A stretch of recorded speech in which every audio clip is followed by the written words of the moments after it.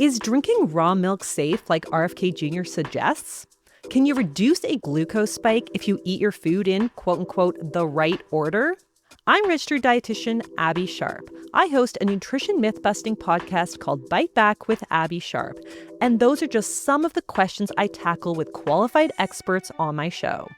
There is so much food misinformation and disinformation out there, and it can feel impossible to know what's real and what's BS. On Bite Back, my goal is to help listeners create a pleasurable relationship with food, their body, and themselves, which in my opinion is the fundamental secret to good health. Listen to Bite Back wherever you get your podcasts. Here's special guest host, Larry Fedoruk. Good morning. Welcome to Monday. Welcome to the program. Doesn't feel like a Monday. Does it really quite? Doesn't for Mike Farwell. He's taking the long weekend. Regular programming resumes on 570 News Radio on Wednesday. Tomorrow, the big holiday. Happy birthday to us. We're on the eve of Canada's birthday.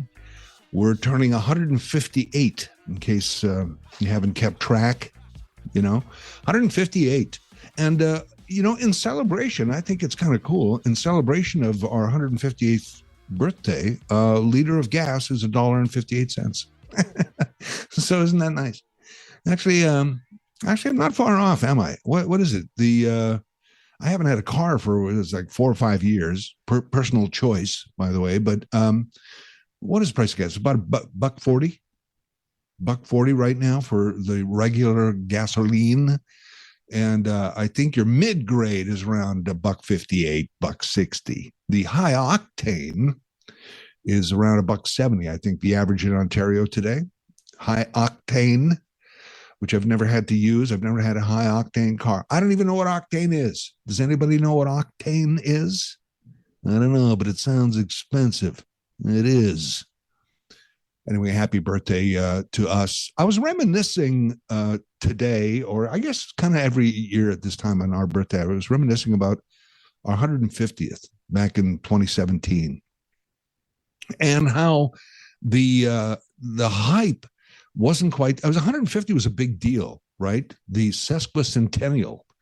And it didn't turn out to be as big a deal as I thought it was going to be. I mean, I remember that day because I had planned a special day of just kind of walking around, going to all kinds of events and things. And it was a great day. And there was a lot of kind of Canadiana going on. And there was a lot of special projects, a lot of community level things. But the hype wasn't there. I never thought our 150th hype was there. And then I thought, well, we're not really a hype country. As like if you watch American channels every year, July 4th, join the big celebrations with, and there's big concerts and all these big artists and everything. And we do that. We throw parties and we have music and events and things. We celebrate, but I don't know that we're the hype country, But by the way, speaking of which, coming up at 11:30 this morning, we're going to have somebody from Special Events Kitchener on our show, and we're going to talk about all the hype, all the events that are happening in Kitchener tomorrow, starting like midday, going to like 11 o'clock, all the day stuff, the festivals, and then the night stuff with the shows and the music, and then eventually the fireworks and all that. The fireworks always kind of big deal. You don't even say fireworks now. You say pyrotechnics, right? Pyrotechnics. And we'll have a lot of that tomorrow. So we'll detail the Kitchener events coming up at 11:30 on today's program with Steve Roth from Kitchener Marketing and Events. Speaking of pyrotechnics, have you seen these ads? I've seen these ads, and I guess this item has been around for a while, but I had no idea because I'm not a dog owner. But the item for sale is noise canceling headphones for dogs. Wow. And they come in various kind of shapes and things. Some of them look more like earmuffs. Some look like headphones. I don't know if and some of them are kind of doggy ear shaped. And I know there's different dogs and different dogs have different ears, but some of them kind of shaped more for a dog's head and a dog's ears, and they fit right over. I mean, you'd have to have a certain kind of dog to put up with that, right? The same kind of dog that would put up with, a little sweater and jacket and booties for the winter, which I understand are necessary. And I said, I'm not a dog person, but there's a lot of dog people in my building. So I always run into dog people, and especially in the winter, they go up with their dog and it's like, wow, you are dedicated. You are a dedicated dog person, because just to go out for a walk, which you take your dog out once, twice a day, and it's the procedure. Never mind, you got to get ready, but you got to dress up the dog and bless you for having a dog that puts up with all the clothing and all the stuff they have to do. See, I grew up on a farm, and farm dogs were that's how I remember dogs. They didn't have booties. And I know a different time in downtown now, and there's pavement and salt and all that kind of stuff. I get it. But dogs stayed outside. They had their own dog house, or they stayed in a barn, or it had to be like ridiculous for the dog to stay in the house for an evening. Dogs were the outdoor, the working dogs of the farm. But these days we treat our pets a little bit differently, and our dogs. And I saw these headphones, these earmuff headphone noise canceling things, because, dogs don't like fireworks. Generally speaking, it's, we love them. We think they're great, but a lot of dogs, it's just not good times. Fireworks are not good times for them. And then other things can bother dogs as well. So they recommend these headphones. I don't know how much they are, but it's just like another dog expense. I was like, wow, would your dog wear those? And some of them actually, the way they kind of clamp onto the dog's ears. Again, I'm not a dog person. If you're an expert, you can help me out on this. But they clamp onto the dog's ears, and then they kind of strap around the chin, what have you, and they look ridiculous. But I guess they must work. Anyway, there's pyrotechnics tomorrow night. Take care of your pets. Take care of your dogs. Take care of yourselves. Remember, as you've been hearing on our news this morning, these fireworks and things can be dangerous. I don't get the people that are throwing them at other people and things like that. It's just absolutely ridiculous. They can be so dangerous. I don't mean to get preachy here, but it's just kind of best to leave them to the professionals, I think, and enjoy the day. Again, we'll go through all that fireworks and all the events and family-friendly stuff and all the stuff's happening in Kitchener. We'll go through those events a little bit later on the show. What else we got coming up today? Well, hang on. We'll go through our little roster today. Got a good show planned, I hope. Larry Fedoruk in for Mike Farwell. Back in a moment here on 570 News Radio.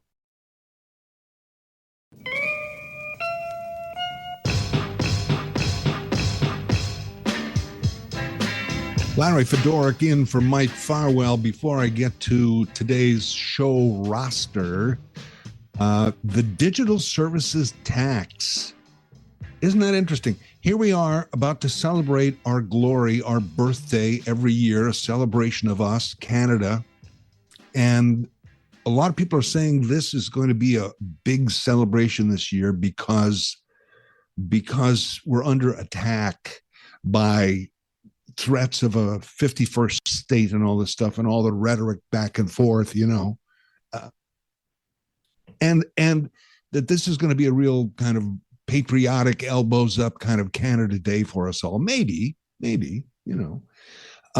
here we are on the eve of all that, where some are saying we've just acquiesced, we've just backed down from the United States by canceling the digital services tax. Now, what the digital services tax came in years ago, and it was going to go into effect in mere hours, where foreign digital companies, including your Facebooks, Metas, and even Amazons and all these companies, would have to pay a digital services tax that was retroactive a couple of years, so it amounted to several $billion coming into Canadian coffers. And in the next few days. And of course, to the great objection of these companies and the American government, and certainly the American government under Donald Trump said no. And so Donald Trump's move was, I'm canceling all our trade negotiations. Done. Doors closed. Don't take the calls. We're done. We're not negotiating. It's over. And no trade agreement. We're not even negotiating because of this digital services tax. So that was the threat. And then Trump, who said, basically kind of dropped the 51st state rhetoric some weeks ago after meeting with Carney, and they even asked our Prime Minister, Mark Carney, about this, and he goes, no, he's over that. He's not saying that anymore. And then on the weekend, on a Fox News interview, no less, Trump again says, oh, I love Canada, but they should be the 51st state. So kind of upping the rhetoric again, that's his thing. I get it. It's frustrating. It's crazy. It's whatever. He's a little loopy, but it seems like we're back. So what are we going to do about it? So do we just drop it? So people say, oh, we faded, we blinked. I don't know. Maybe you think that. I mean, how do you feel about that? That's something we can discuss throughout the morning and later on in our 12 o'clock Talkback Hour. I actually don't mind it. I actually don't mind that we said, all right, you don't like the tax, we'll drop it. We'll drop it for now. And it's on a back burner. It's not gone, but we'll keep talking because we need a trade agreement. I think it's a decent negotiating tactic. Granted, it comes from the bully pulpit of Donald Trump where, all right, you're going to charge us this tax. How about we don't talk to you about trade anymore and we're going to just slap tariffs on you, no trade agreement. When you balance the two, if you look at it and say, well, if we don't have a trade agreement, it's going to cost us X, which we are never going to recoup from having a digital services tax. Do I agree with the digital services tax? Should these foreign companies be paying some sort of tax for operating in Canada? I do think that. But on the other hand, if you're balancing one against the other, and I think that's what it is right now, it's kind of a balancing game, that if you're going to say, well, you know what, we're going to lose all this in trade, or the tariffs are going to cost us this much, if we say no digital services tax, at least for now, because none of this is in stone per se. We thought we had an agreement. We thought we had the U.S. Canada Mexico trade agreement, and that apparently was just not written. Nothing's written in stone, is what I'm saying. It's like it's somebody new comes along and goes, yeah, we're not going to do that. I know the previous guy agreed to that, but we're not going to do that, right? And what are you going to do? Well, sue us or take us to court or do it. Yeah, whatever. We're just not going to do it. So it doesn't matter if you just take it off the table right now to appease this small child, this petulant child who's Donald Trump, to appease him then and get our trade agreement. I think it's a decent move. I don't think it's blinking at all. I think it's part of the negotiating. We're negotiating, right? The back and forth. You don't like it? All right, we'll drop it. Now what? Okay. And I think it's I don't say everybody wins situation in this case, but it's a lot of people win. We get our negotiations back, trade agreement. When is the deadline? It's not forever away. It's actually July 21st is the goal for a trade agreement. If we could swallow those billions, and it's not hundreds of billions, it's a couple of $1 billion, nothing to sneeze at, but you know what they say in government, $1 billion here, $1 billion there, and pretty soon you're talking real money. That's the levels they play at. But I'm saying if we Canada, we say, all right, we lose $1 billion or $2 billion here, but we're going to potentially at least put together a trade agreement that's going to be worth this to us, then why not? And maybe someday down the road, we bring back a digital services tax. There's different administrations, different attitudes, different people at the helms of all these companies and these governments and what have you. And we can bring that back another time. So I don't know that it's a proud Canadian moment, but it's not that bad either, right? So, I was going to talk about what we have coming up on the show today because I wanted to tell you about that. So I'll do that next here on 570 News Radio.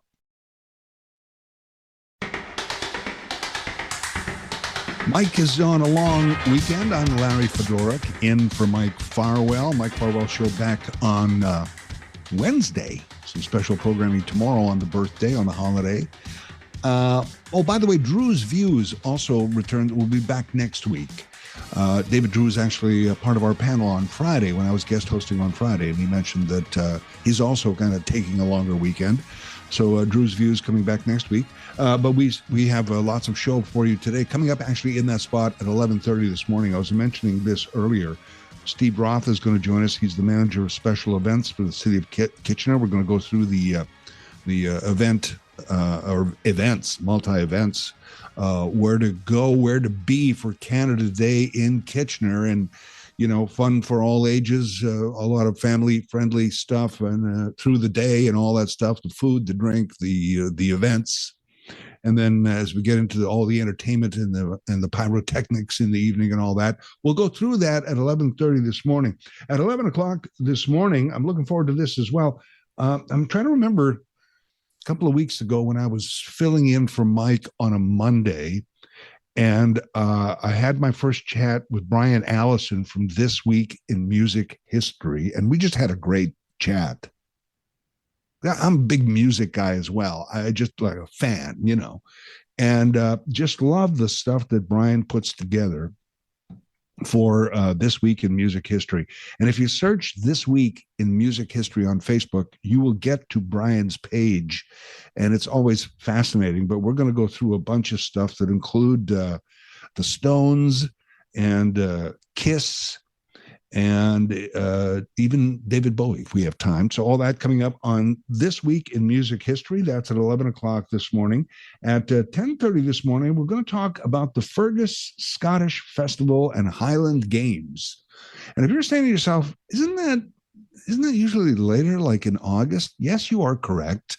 It's August 8th to 10th this year. But what they have leading up to and as part of the games this year is they have a special 80th anniversary display that they've got going on at Wellington County Museum and Archives. And first of all, 80th anniversary of the Highland Games. Think about that for a second. Wow, that's how long they've been going on. So we'll get somebody from the games on the show coming up at 10:30 this morning. We'll talk about this special Highland Games display that you can visit. It's open now, and it'll be going on right through to the fall. At 10 o'clock this morning, we're going to talk about natural disasters with a specialist from the University of Waterloo who did a study on property risk and what can be done as more Canadians face natural disasters, the biggest of which are floods, usually. That's the big problem. And coming up next on the show, we're going to go to Brock University and have a discussion about Canada and a national strategy to prepare teachers and students for advancements in AI. Where are we on that? A hint, we're not that far, and we need to get a little farther, a little quicker. So we'll talk about that next here on 570. Here's special guest host, Larry Fedoruk. And coming up just after 10 o'clock, as I mentioned, we'll talk about natural disasters and as they increase in Canada, what can we do to be better prepared as far as government policies, insurance company policies, so on and so forth, and vis-a-vis property risk. That'll be an interesting chat we'll have after 10 o'clock this morning. Looking forward to this chat. Ever since we slotted this topic in for this time, I'm looking forward to this discussion. Does Canada need a national strategy to prepare teachers and students for the advancements that AI will bring to the classroom? And when you look at AI in the classroom, you say, wow, is that the future? And I always respond and go, no, I think it's the present. And what are we doing? Our guest is assistant professor of digital pedagogies and technology literacies at the Department of Educational Studies at Brock University. Mohammed Estaitia is joining us. Professor Estaitia, thank you for joining us. Thank you, Larry, for hosting me. I almost feel like I need a quick explanation of your department, actually, of what exactly are digital pedagogies and technical literacy. Yeah, so digital pedagogies is maybe it's a fancy word for educational technologies, let's say, and how to use those technologies in the classroom. It's not enough to be technologically literate, or it's not enough to use those technologies in your daily life. When it gets to teachers using those technologies in the classroom, we need to equip them with the skills and the knowledge and the attitudes on how to use those technologies effectively with their students in the classroom. And this is where the term digital pedagogies come from. So this is not one of those things that we're looking at. And I'm glad you brought this up because I wanted to get to that eventually, but it's not AI is not something to say, well, we're going to say, we're going to ban it. Like sometimes they close AI apps in China when there's exams going on and things like that. Are you talking about more embracing it, or at least knowing how to use it properly, but both by students and teachers? Both actually. Yeah. So just to start with, as you just said, it's not about the future, it's about the present. This sums it up really. So the fact that it's AI technologies are here with us accepting or without us accepting. So students and teachers have those AI tools incorporated in their smartphones, in their devices, in social media, in search engines. Now, if you just Google search something, you will have the AI summary at the top, although you didn't sign up for that. So AI is being incorporated in all of our daily life activities, whether we like it or not. And hence the discussion today on AI literacies and how we can navigate the world of AI effectively, or coming up with an informed decision on whether to use it or not. So it's not that we want to force students to use it or we want to force teachers to use it. We just want our community to have an informed decision on how or whether to adapt those and adopt those technologies. In your article, you mentioned the students K through 12, and that stood out to me because we think of AI right now as high school students trying to cheat on a term paper or something, but these are like, this affects everybody right from the beginning, from K through 12, even the young kids. That's right. This is the case for digital literacy. It's the case for technological literacy. We start at a younger age so that we educate our future generations in an appropriate manner. Although we lack a lot of data on the extent of use of AI in K-12 schools, unfortunately, this is something we need to work on. But anecdotal evidence from teachers in the province of Ontario and elsewhere tells us that most students are actually using it for their essays, for their class activities, and hence we need to educate those students on using those technologies. Now, we can start with some statistics, if you wish, on where we stand as Canadians in terms of AI literacy. And when we talk about literacies, that's why we talk about starting young. Mm-hmm. A very recent study done by KPMG showed that less than 25%, less than 1/4 of Canadians said that they have received AI training, compared to 39% globally. And another piece of the statistics says 38% of Canadians said that they had moderate or high knowledge of AI, compared to 52% globally. So this shows us the comparison between the Canadian level and other countries. Now, when we talk about the Canadian context specifically, a study by Actua says that 9 out of 10 youth in Canada are actually using AI technologies, which we really know. We noticed that. And 73% of the youth believe that they use it responsibly, but only 36% of educators agree about that. So here we start to target the detailed nuances in which we not only talk about the use of the technology, but the responsible use and the effective use of the technology.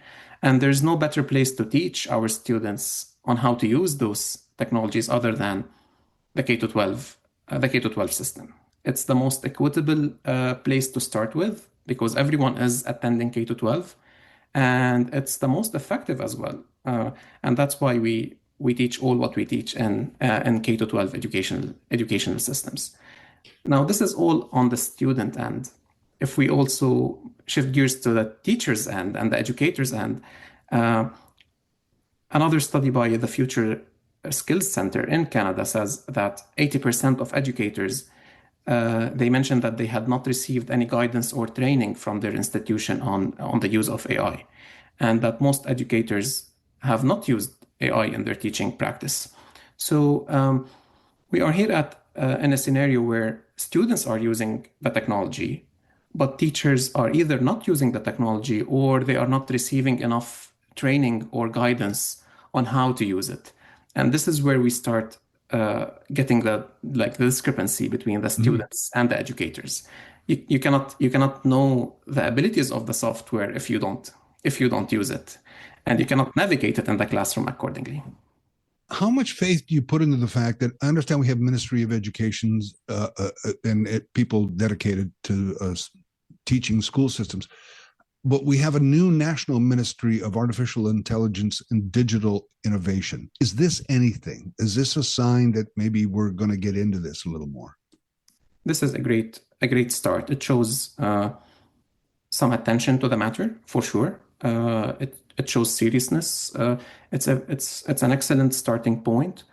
Now, I would love that this ministry would also have some connections to the educational sector, and not only address AI from a technological or a technical or a business or an economic perspective only. And this is where we need some, and this is where the call come from. This is why we need an AI literacy strategy. And when we address this matter, it has to be addressed in an interdisciplinary approach. And by interdisciplinary, we mean connecting all the disciplines together. So the science, the tech, and the education sector, and the social sciences sector should all collaborate on having this strategy in place. Well, it's a fascinating conversation. I enjoyed your article so much. I think it's very important, as we both agree, it's happening now. It's not, we should get ready. It is the present. And Professor, thank you for your time today. Thank you for the conversation. Thank you so much, Larry. That is Professor Mohammed Estatia. He is with Brock University, and again, Assistant Professor of Digital Pedagogies and Technology Literacies, Department of Educational Studies at Brock University. What do you think? More on this in a moment here on 570 News Radio. Here we start to target the detailed nuances in which we not only talk about the use of the technology, but the responsible use and the effective use of the technology. And there's no better place to teach our students on how to use those technologies other than the K-12 system. I'm Larry Fedorik in for Mike Farwell. That was my guest moments ago, Mohammed Estatia, Assistant Professor of Digital Pedagogies and Technology Literacies at Brock University. What a title, huh? But right in the zone of where we should be these days, about a national strategy to teach students and teachers about AI and how it works and why it works and how it can be used. And I'm all for that. I mean, I don't know if you are, but you know, another example, I don't know if this is a good example, but here it is. When they said, well, we're going to ban cell phones in classrooms, and I get it, and I get why it should be done, and I don't disagree with it, but what I always thought would be a second part to that was, we're going to ban cell phones in classrooms, except for the times when we teach a class called cell phone. right? Like, wouldn't that be a smarter thing to do? So as far as, banning AI or fearing AI, we will never, it's already there. It's already happening. And we should embrace it and come up with a national strategy and do it. Now, again, and we touched on this, we do have a brand new ministry. We have a ministry of digital innovation, of artificial intelligence and digital innovation. Evan Solomon is the minister. And it's about this. And it seems like, well, what is that new ministry? Okay, at least we're addressing AI. Well, are we? Well, this is huge. It's as big a ministry as forestry or industry or anything, and it goes across all the industries. It goes across commerce, it goes across education, it goes across health and justice and all that. So when it comes to our students, K to 12, it's already there. It's already being used in various ways. We probably should have a national strategy as to how it works and how we're educating students and teachers as to how it works. Here's Paul. Paul, go ahead. You're on 570 News Radio. Just a thought. Instead of a ministry concerned with artificial intelligence, why don't we have one that's concerned with real intelligence? This artificial intelligence, that's exactly what it is. It's artificial. It's not real.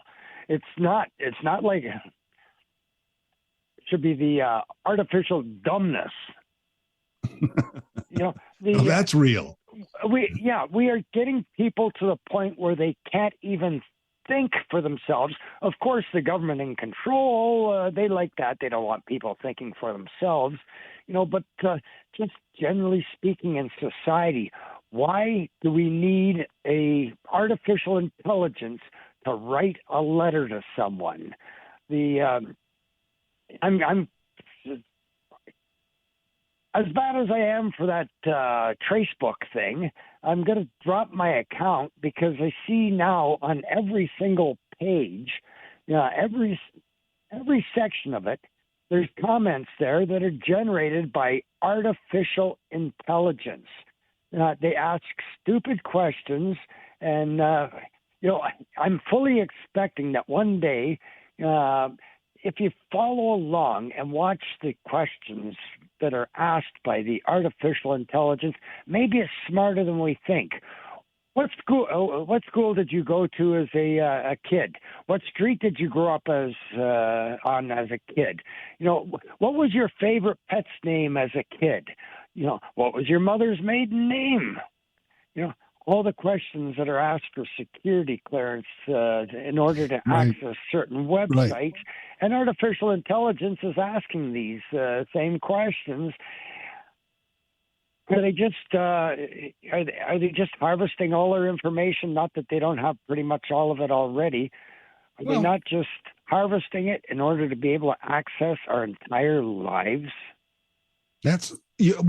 Paul, you are correct. Thanks for the call, Paul. I got to go to break here, but and I knew somebody was going to go for the artificial intelligence versus real intelligence, and I know what you're saying. I concur in a lot of ways, but as we know, artificial intelligence is real intelligence that's artificially generated, and artificial means not human.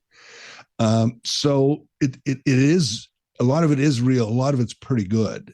And a lot of it is actually beneficial. Now, I know we've had that discussion too, but we'll go to break and pick up the discussion on AI and a national strategy to teach students and the educators as to what it is and how to best use it. I think that's more important than running away from it, than clicking off, canceling your account. No, get in there and understand the difference. At least that's my thought. Back in a moment, 570 News Radio.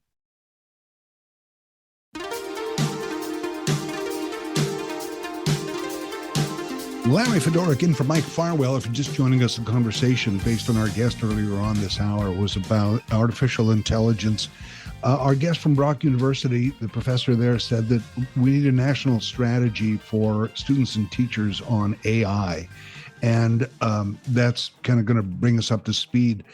And countries are preparing and having national strategies for this. And they did a survey of 47 countries as to who is advancing in this particular area. And Canada ranked out of 47 countries, ranked 44th or something. We're behind on this. And it is fantastic and frightening at the same time. And I get it. And Paul was our caller earlier who talked about mining data and getting our data and our information. That horse has left the barn years ago, believe me. How old is Facebook? 20 years old, whatever. I mean, all these data gathering social sites and all this stuff, data itself is just this massive industry and business and everything. Artificial intelligence is just one of the ways, or data, I should say, is just one of the ways AI is being used. And they talk about the different ways AI is used, and we think about Chat GPT and things like that, where you just ask a question, or it writes a letter for you, or an email for you, or it writes a term paper for you, or whatever. Yeah, I mean, that's all part of it. But the other examples are, imagine going to a clinic to see if you can get a doctor to look at something, and the clinic is just packed and he's swamped. And once you get there, imagine if the doctor suddenly could, and they could type in your symptom and a few other things and your age and whatever, and get every similar case in the world really put into an analysis that would help the doctor determine what's wrong with you. That's not the best articulated example, but in medicine and law and things like that, AI is just terrific. And certainly in education it is. And just to kind of ignore it and look away, I don't know. We can talk more about it on the 12 o'clock Talkback Hour when we open up the phones for your discussion. Next, natural disasters are increasing in this country, and we're going to look at those and property risk with a University of Waterloo expert next on 570 News Radio. Here's special guest host, Larry Fedoruk. Thank you for joining me. Thanks for having me on 570 News Radio. Mike has the long weekend going and holiday programming tomorrow here on 570 News Radio. Mike Farwell show back on Wednesday.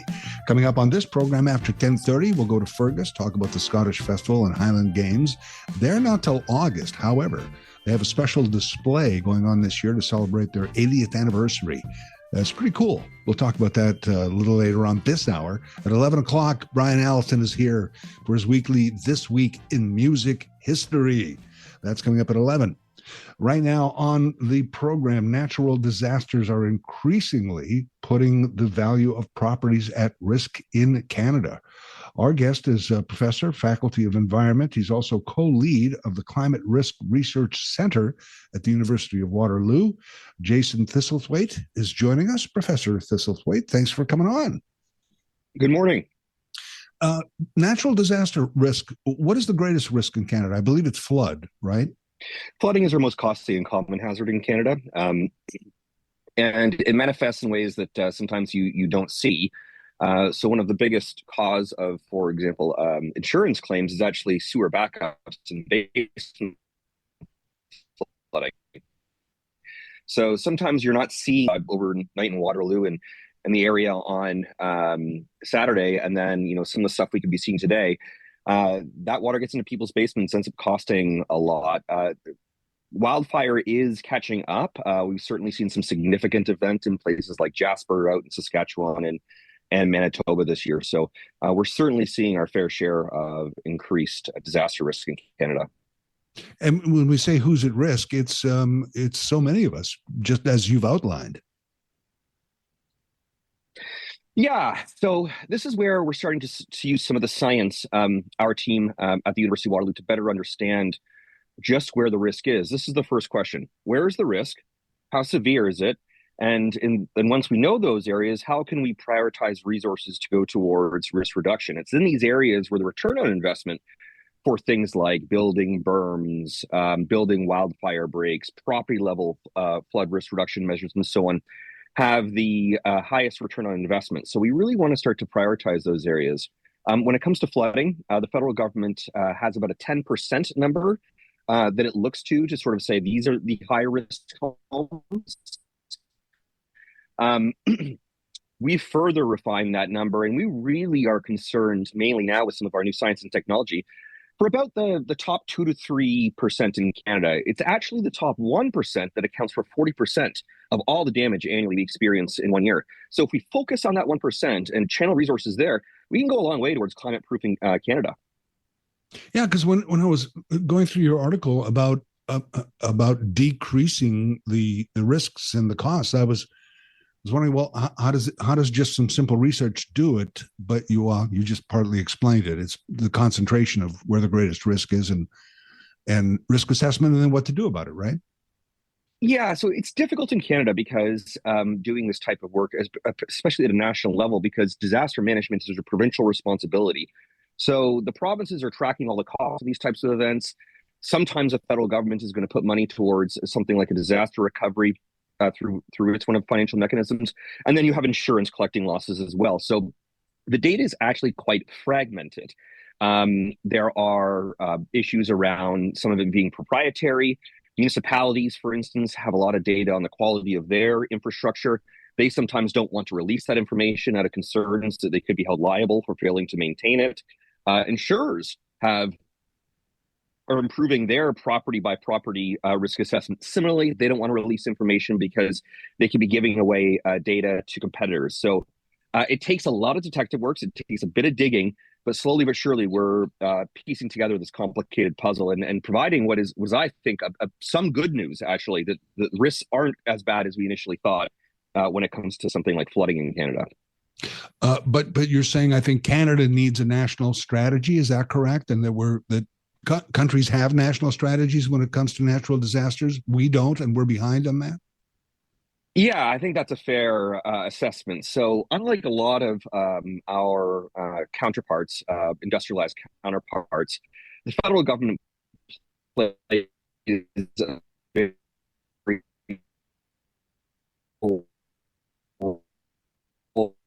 when it comes to risk reduction. And what I mean by that is this could be something like a buying out properties in high risk areas, or investing in better material at the property level to try and reduce things like wildfire risk. Whereas other countries like the US, they have a federal emergency management organization, the FEMA. The UK's national government plays a big role. So I just like to see more of the federal government have a footprint here, because ultimately they are the insurer of last resort. When these disasters do get bad, they overwhelm the capacity of the provinces to be able to manage them, and it ends up being tax dollars that are being used to help in recovery. And we need to kind of reverse that weighting. We need to move more towards being proactive and. All right, we're getting a little breakup and some freezing here on, and our guest is with us, who's on recoveries that are quite expensive. All right, our guest is with us on Zoom today, and Jason, we're getting a little freeze here and there, a little breakup in some of your responses there. So, and did we just lose Jason? Jason, are you there? No, I just moved it to video. I'm at home with the kids, so they're just bandwidth hawks right now. Okay. All right. We did get most of the answers though. And I did want to quickly, I'm glad you mentioned FEMA, because despite the fact that Trump is saying maybe we'll get rid of FEMA, is FEMA the right, or a type of FEMA the right answer? Because I always look at them as emergency response. Okay, here's what we'll do when it happens. But are they proactive? And is that what we're looking at? Something more proactive? I don't think we need something as robust as a FEMA. Something along the lines of just more resources that are readily available. The wildfire starts, we have the resources there, just something at the national level. So it takes days for us to mobilize wildfire firefighters wildland firefighters from a place like Ontario to move them out to Saskatchewan and Manitoba, right?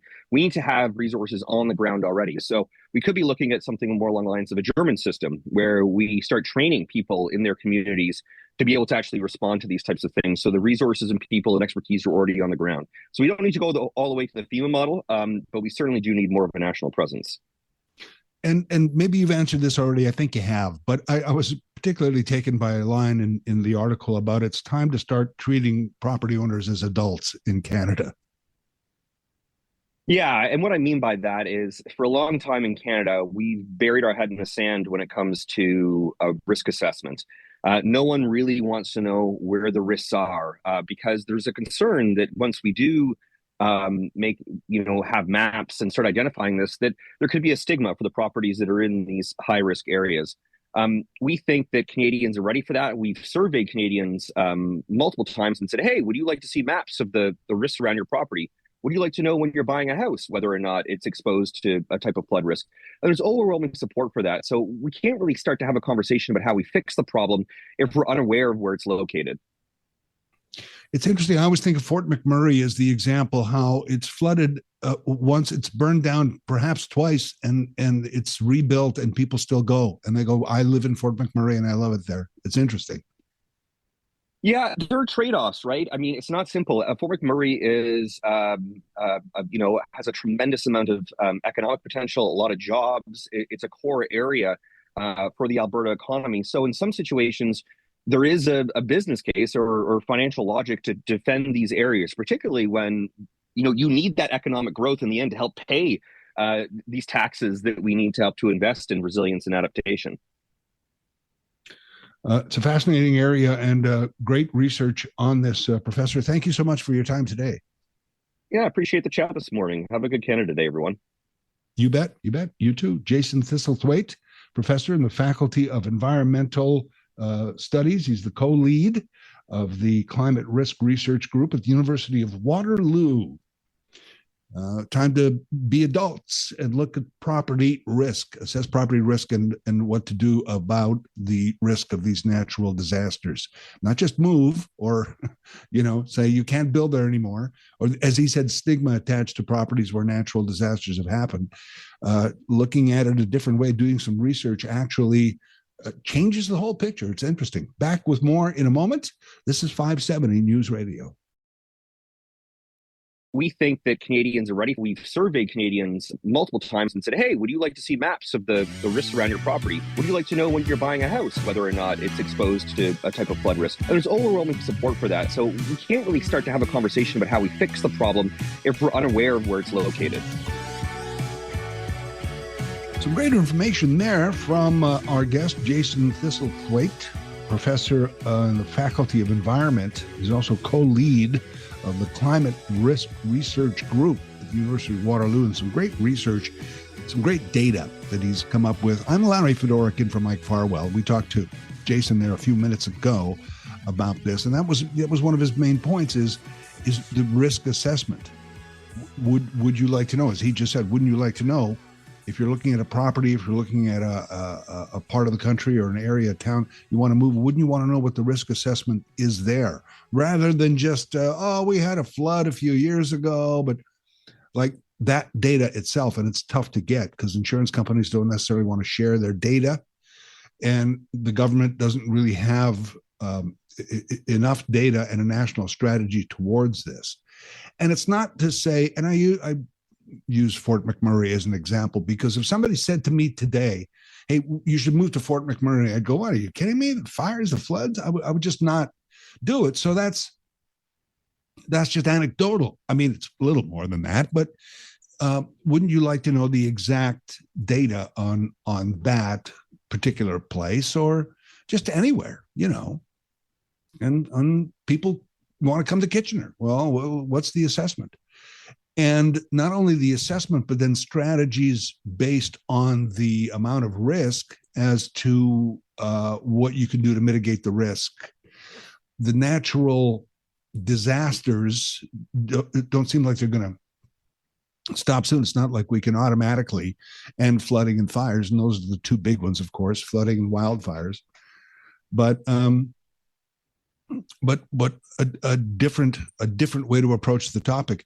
It's interesting now, and I don't know, we're, knock on wood, we're fairly lucky where we live in that we don't have a lot of the big problems that we seem to see, but just, during wildfire season, that is because of the world warming up and all this kind of stuff. And it's not just Canada, Australia nearly burned down a few years ago, Spain, and they're going through heat waves again in Europe and certainly here in the North American region. But the wildfires, and you look at the stories of all these people in Saskatchewan, Manitoba, Alberta, British Columbia. Certainly we have wildfires in Ontario as well, and we smell the smoke occasionally. But I'm just saying, you look at these wildfires, these people en masse evacuating towns and then going back in the hope that it's still there. And what do these people do? When these people get back there, they go, well, we'll rebuild. That's usually, it's just amazing to me how these people is like, this is because people get attached to an area. It's where you're from. It's where you live. It's where you are. For a lot of people, that's a very special place. They're not just in a hurry to, well, I'm just going to go, move to higher ground so I don't get flooded, or move here so I don't get part of a wildfire. It's not that. And as Jason pointed out, a lot of these places are important to economies and industry and things like that. You can't necessarily just move. So what do we do to look at that risk, to properly assess it first, and then figure out what we're going to do about it? So it's something we're looking at. Like, I always look at this. I don't know if you do, but you look back and go, when I was growing up, was it this bad? Was it? No, it's not, because the climate is changing. We've had these problems before. Now they've been exacerbated, because of the habits of humans. It's now worse. So we have the research capability to figure some of these things out. Maybe we should get going on that. Yeah. Do you think we should? This is 570 News Radio. I'm Larry Fedoruk, in for Mike Farwell. Back in a moment. Larry Fedoruk in for Mike Farwell. Earlier on in the program, we were talking about artificial intelligence as far as the education system and just everything about AI. I don't know if you heard this story. Did you hear the story on the weekend of the Beaver family from Fayetteville, Arkansas? It's a mom and dad and a grown daughter. I don't know how old she is. It looks like an adult, at least, not high school or older. But so the family of three, they're from Fayetteville, Arkansas. I guess they post TikTok videos and they have a decent following, right? Okay.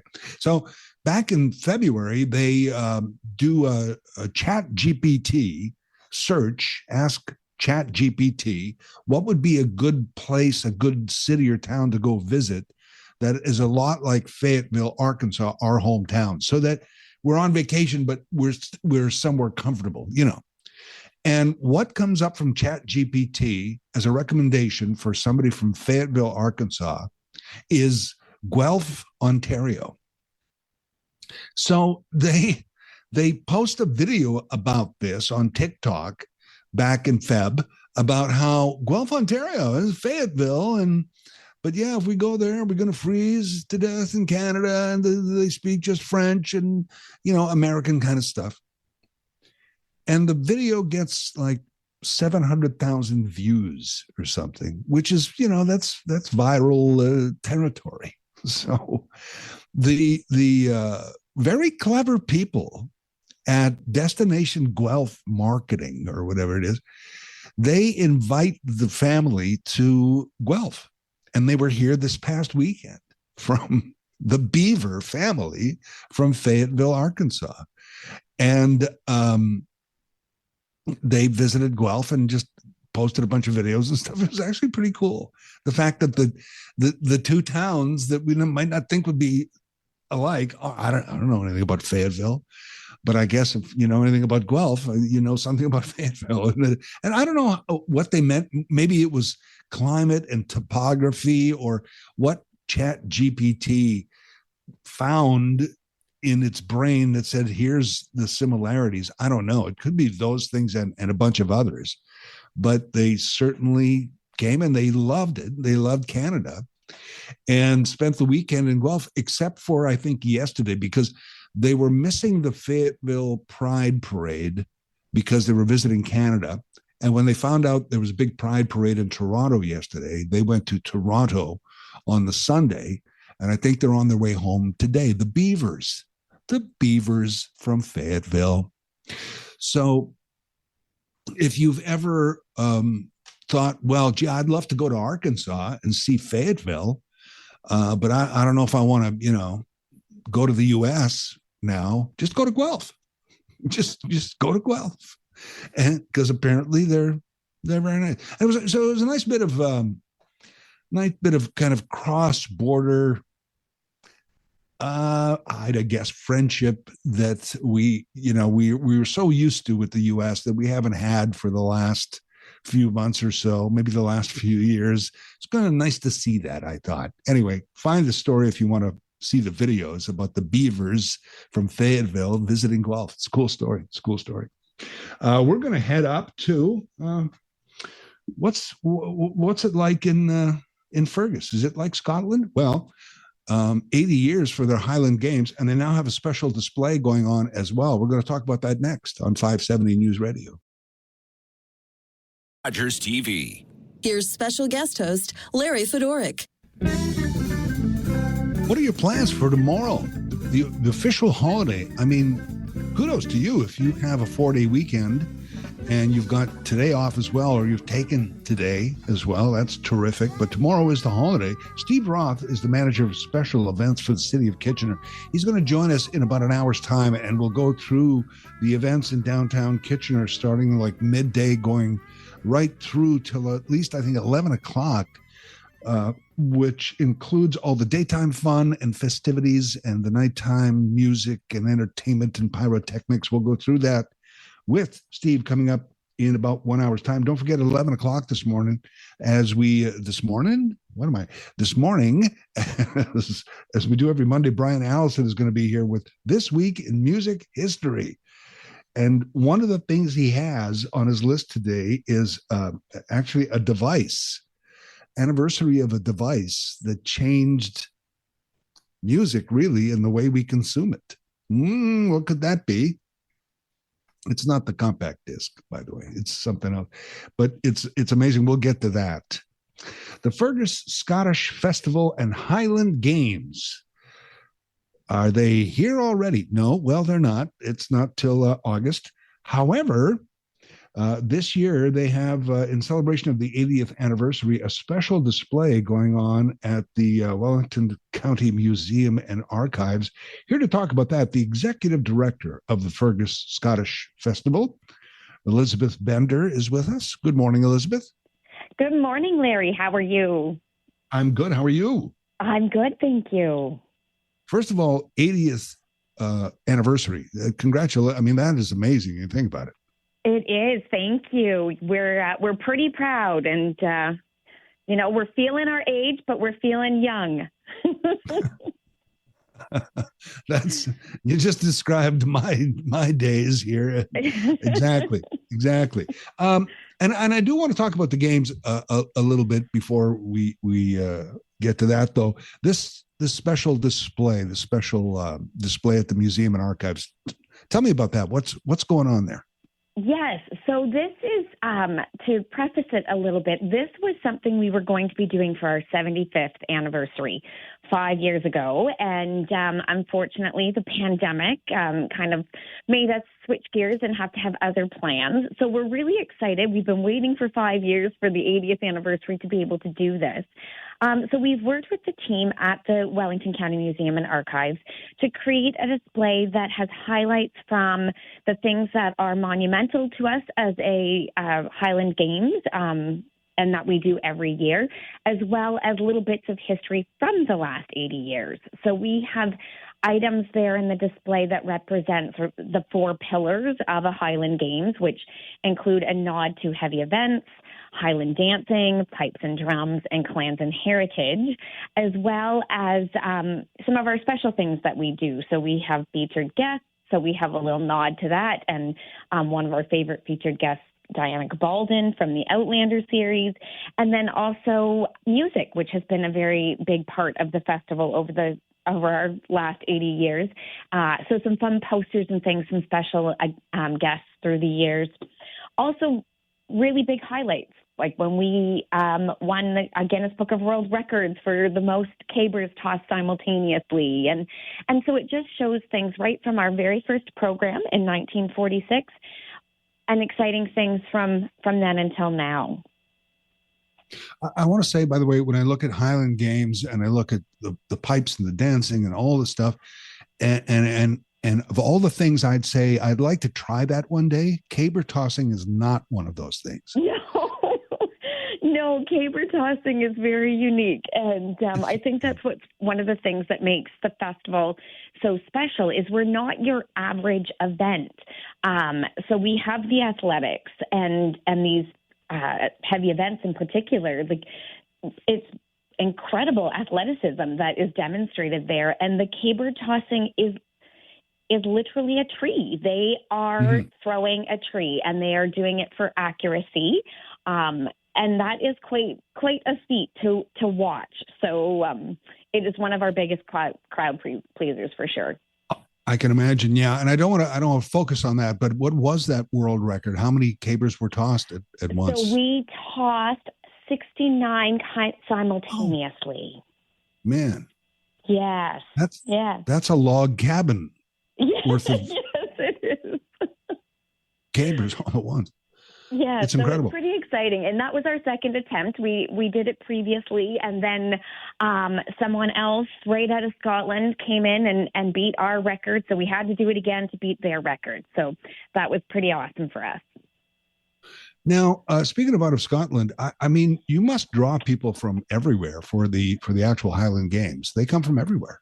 They truly do. So our competitors definitely are coming from all over the world. Our entertainment is coming from all over the world. Heavy, Scottish influence for sure. And then our guests are actually coming from all over the world. So we've been really lucky over this 80 years to develop an international recognition that I don't know if they expected when it started in 1946, but surely now we have folks who are visiting us and competitors who want to come and be part of our event from everywhere. So that's really exciting for us. Well, it's August 8th through 10th this year for the actual games, the 80th games. That's right. And I just say that may seem like far away. I know that for me personally, June just disappeared. It just vanished. So don't think it's that far away that you can't at least mark the date and plan ahead for that weekend in August to go to the games. Oh, exactly. But back to the display. So it's a bit of a walk through time. It's when is it open at the Museum and Archives there? So it has opened now, so you can go into the archives and see the display. I would just encourage folks to jump on to the Wellington County Museum website just to check their opening hours. But yeah, you can walk right in. It's free to go, and you can just have a moment and kind of takes you through all of these things. We've got some samples of, traditional Highland dress and Highland dance outfit. We have some of the heavy event weights on display. And then even right up to present day this year, exciting for us is our 80th anniversary tartan. And so we have a sample of that on display so folks can see what we're doing to celebrate this special year. We've had a tartan that's been created for us. So, truly, right from 1946 to 2025, there is something to see. And then the folks at the museum have been wonderful to work with. And if you have questions, they'd be happy to answer. And of course, folks can reach out to us as well if they have any questions, or come to the festival, and we'll tell you all about it there. Right. So that's on now, and check with them for museum hours. And it's on through September. The games themselves, August 8, 9, and 10 this year. And wow, congratulations again. I look forward to walking through the museum. Thank you, Elizabeth. Thank you. Elizabeth Bender is Executive Director of the Fergus Scottish Festival. The Fergus Scottish Festival and Highland Games are celebrating 80 years.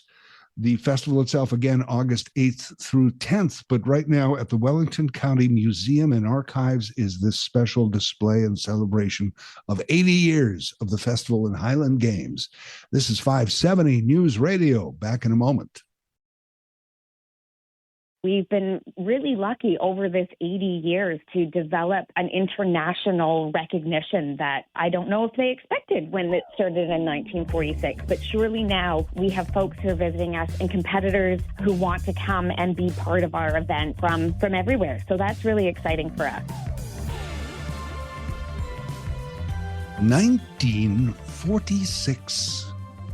Is that even a real year? Of course it was. I'm kidding.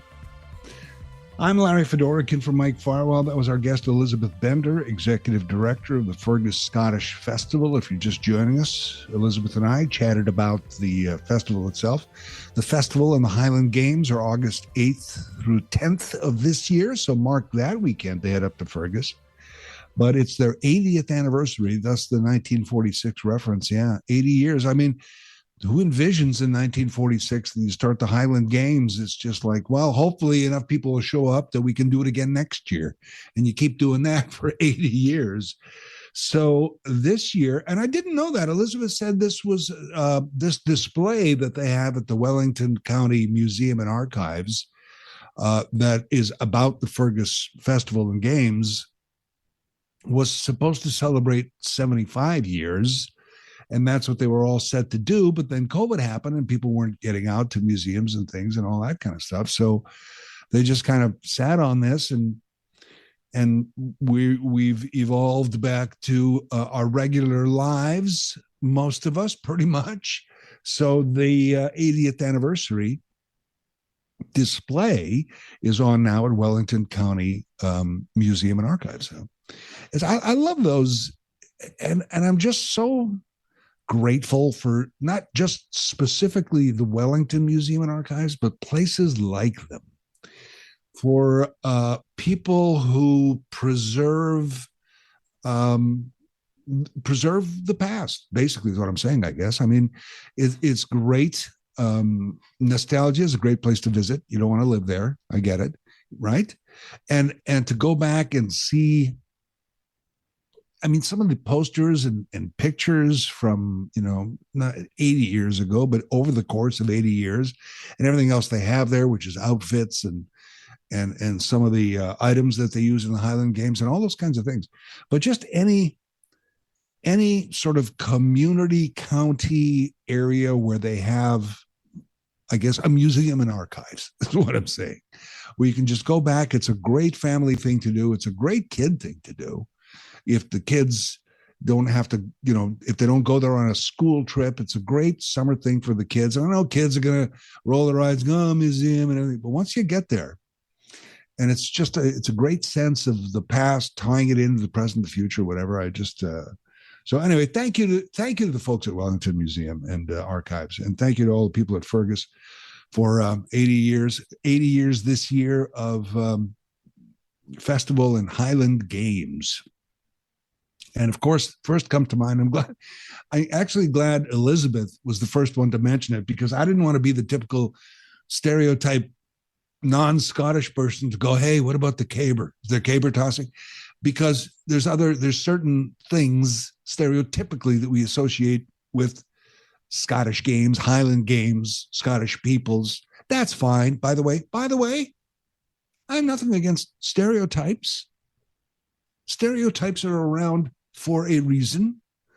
It's the way we treat people and the way we act towards others, I think, is the important thing, not the fact that there are stereotypes of people from a particular area or what have you.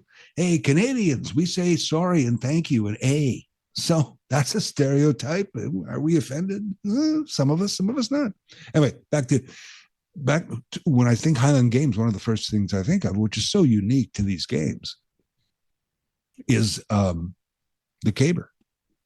It's a tree. That's what it's. I never heard it put that way. I know it's a big log, and you hold it upright so that it's standing straight up, and your arms are kind of straight down, and the base of this thing, and then you toss it.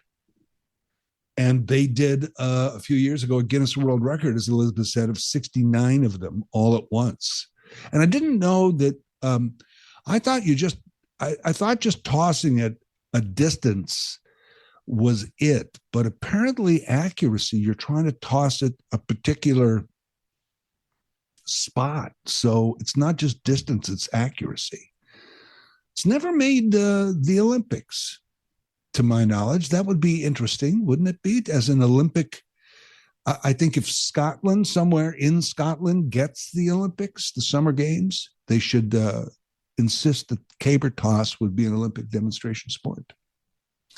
It's not caught on as a the way soccer has for kids. The caber toss hasn't caught on for younger generations so much. I wonder how you get into it. I guess you got to wait till you're older, right?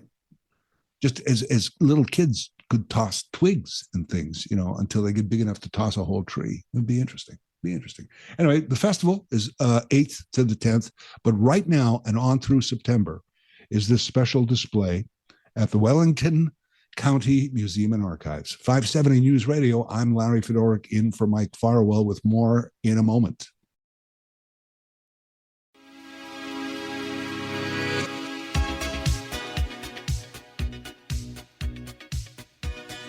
To come on today's show, going over everything that's happening tomorrow downtown in Kitchener for Canada Day.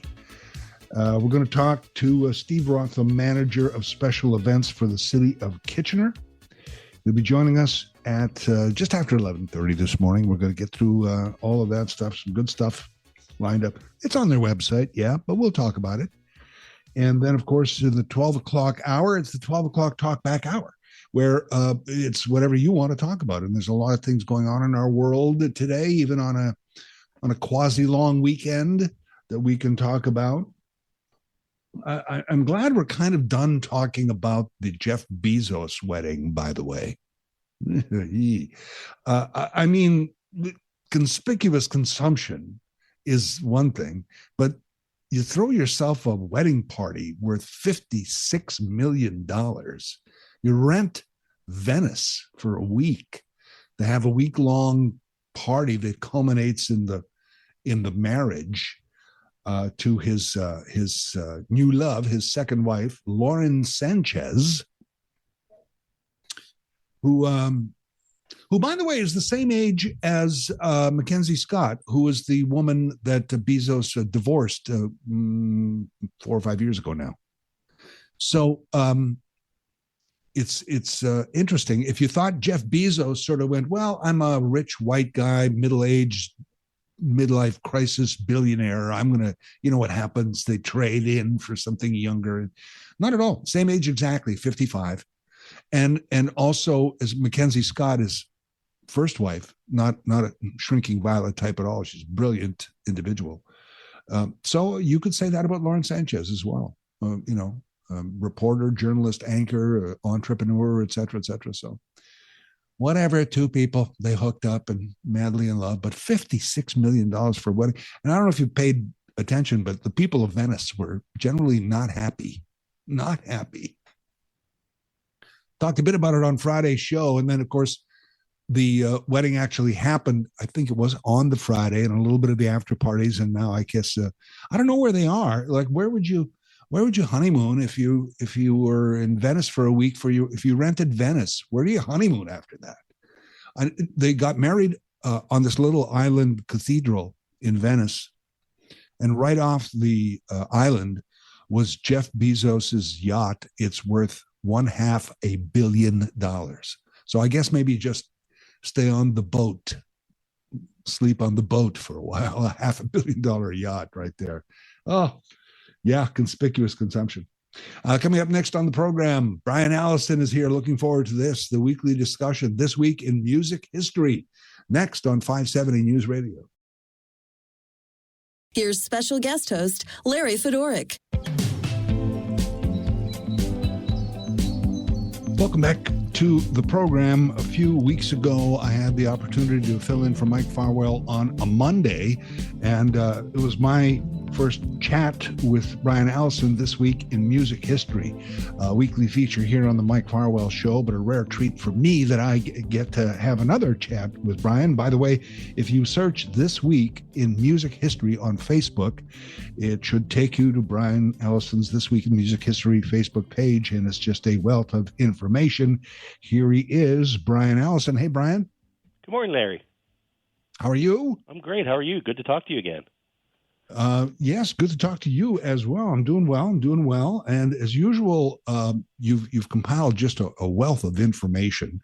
And we're looking at a date going back that frankly sounds really old to me. The topic sounds old because it involves the Stones and the evil cannabis. Tell me about that. It's a great story. It took place in 1967, so June 29th. Two of the Rolling Stones, Keith Richards and Mick Jagger, were actually sent to prison, kind of. So Keith Richards was found guilty of allowing his house to be used for the illegal smoking of cannabis, was the official charge. He was sentenced to 1 year in jail and a 500-pound fine, which was about $850. Simultaneously, Mick Jagger was also fined £100 and given 3 months in jail on drug charges, similar drug charges. The following day, the court released both guys. Jagger and Richards were released on £7,000 bail. Neither would spend a day in prison as the charges were subsequently worked out. So they did get a sentence of custodial time, but never had to serve it. Wow. It's just, and this was 1960. 67, yeah. So we're going back to a pretty, at that time, the police in England were really making some significant drug busts specific to marijuana for a lot of celebrities. The Stones were busted, Donovan was busted, George Harrison from the Beatles was busted. So they were making cases on pop stars at the time.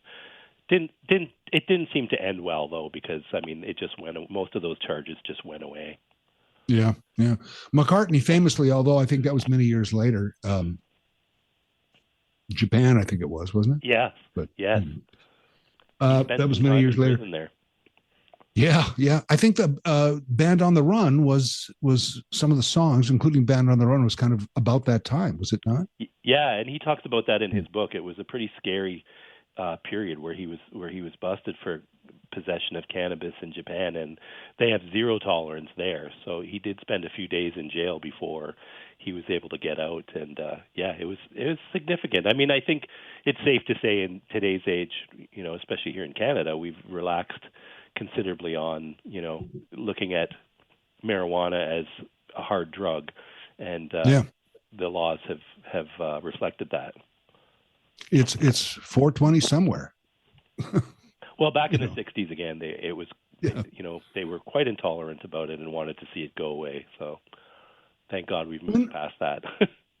When I saw this next story, I guess being a late fan to the band, I had no idea. I don't know whether I knew it and forgot it or never knew it, but tell me about Marvel Comics and the band Kiss.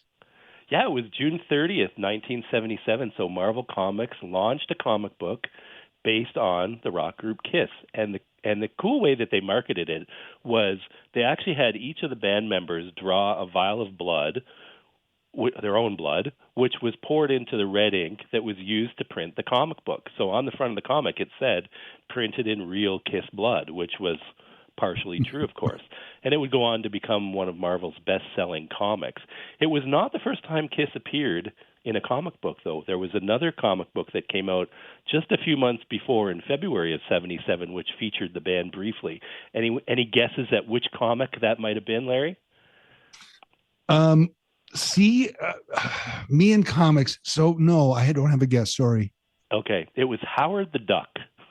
Oh, no. Howard the Duck's issue number 12 was released February 15th, 1977, and had featured an appearance by Kiss. And it sold so well that the band said, you know what, we should really have our own comic book. Let's do that. And they did, and it was quite a hit for them.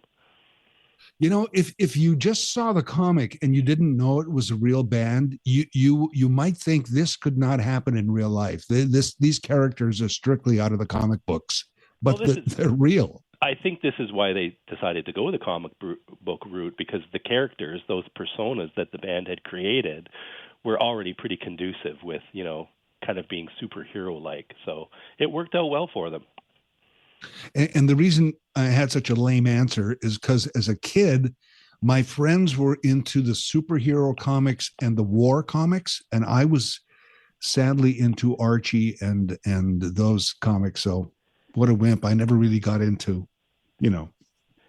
Yeah, similar. I wasn't a superhero guy. I was more of Archie and Beetle Bailey, and some of those ones were the ones that I read back in the day if I could get my hands on some comic books. But I did own a copy of the Kiss comic book at one point. I'm pretty sure it ended up in shreds somewhere, but they're worth, if you can get an original printing from 77 and it's in good shape, they can be worth a few $100 now, so it's a good collectible. I was going to ask you about that. I wondered if it was a few hundred or a few thousand or so. But the question is, Brian, who was the better rock band? Was it Kiss or was it the Archies? I think you could make a case just based on sales that Kiss did a little bit better in terms of longevity and making a career out of strictly music. Yeah. No, I do. We're just running up to break here. There's a couple of things that we're going to talk about next. Another one that one of those things where maybe I didn't know or I forgot that involves Guns N' Roses. I want you to get to that story. And also next on the program, am I right? Kind of a device that changed music, at least the way we listen to music. Is that correct? That's absolutely. An anniversary? It was definitely a game changer. It happened in 1979 and really changed the musical landscape. So we can chat about that. What would that be? The game changer. That's up next with Brian Allison and This Week in Music History in a moment here on 570 News Radio.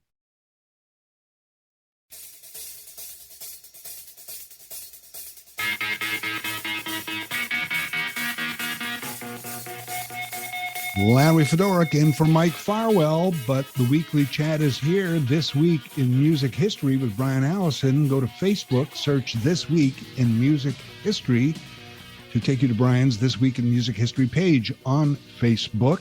And before the break, we were talking about the game changer, the device that is celebrating an anniversary. The big reveal, Brian. What was that? July 1st, 1979, 46 years ago. It's hard to believe it's been that long. Sony introduced the first Walkman in Japan.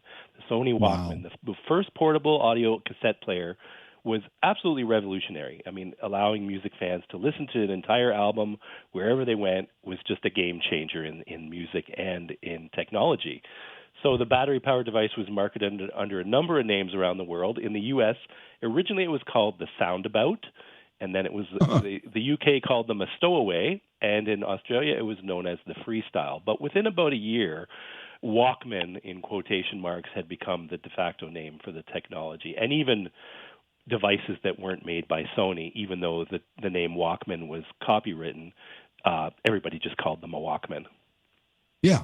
Yeah, it became one of those names like Band-Aid or Kleenex. It just, I forget what that term is called for those things, but it just, that device. And we think about it, that the iPod and just now earbuds and people on their phones and the music, the birth of that was the Walkman. It really was. It allowed people to have a personal listening device that was portable, that you could take with you.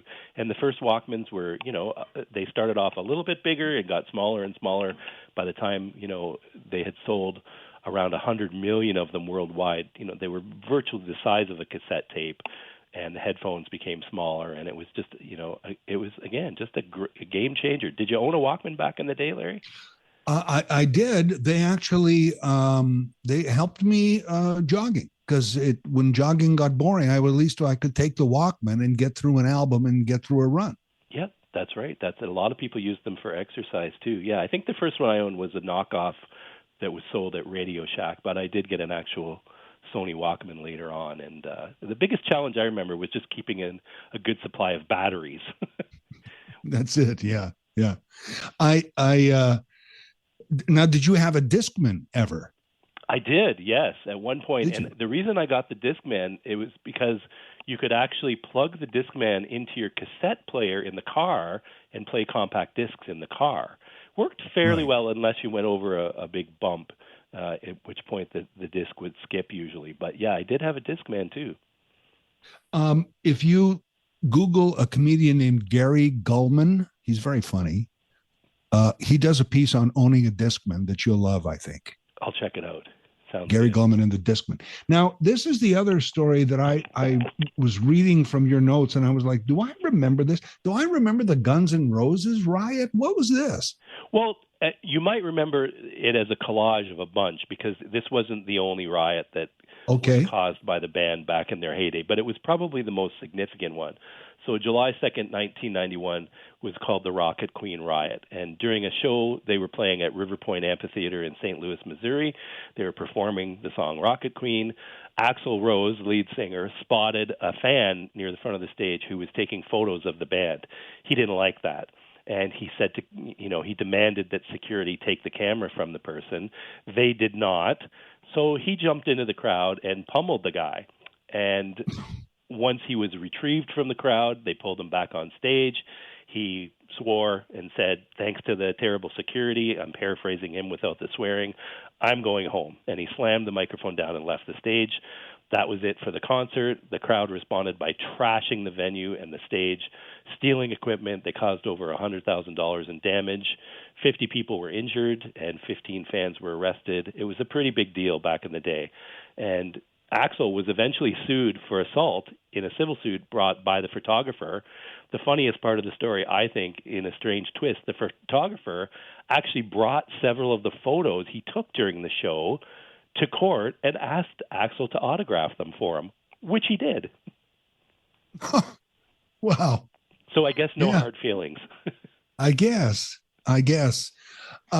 Now, what about the Stones making a second appearance here on This Week in Music History on the show? Their Some Girls album. What went on with that? Well, production on it in July 5th, 1978. They had to halt production on Some Girls because the EMI pressing plant was pressing the album and the sleeve. And the cover, I don't know if you remember this album, featured some images of celebrities. It was kind of a die-cut cover with pictures of celebrities. And the celebrities that were featured on it did not agree that their image would be used on a Rolling Stone album. So they came forward and said, we don't want our faces on a Rolling Stone album. And that included Lucille Ball, Farrah Fawcett, Raquel Welch, and the estates of Judy Garland and Marilyn Monroe, whose faces were also used on the cover. So they had to stop printing and say, okay, we have to take these celebrity pictures off. George Harrison was the only celebrity who allowed his image to remain on the cover. Wow. He was not objecting to them using his face. So those initial pressings, if you can find an original pressing of Some Girls that still has the celebrity photos on it, they're worth a good penny nowadays. The question I ask, though, is who wouldn't want to be on the cover of a Rolling Stones album? Yeah, really.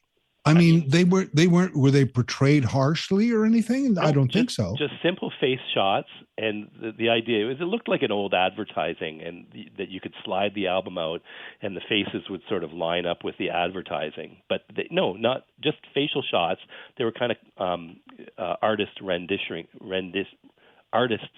portrayals of those celebrities, but they didn't want them on the album, or they wanted to be paid, I guess, and so they had to come up with a new design.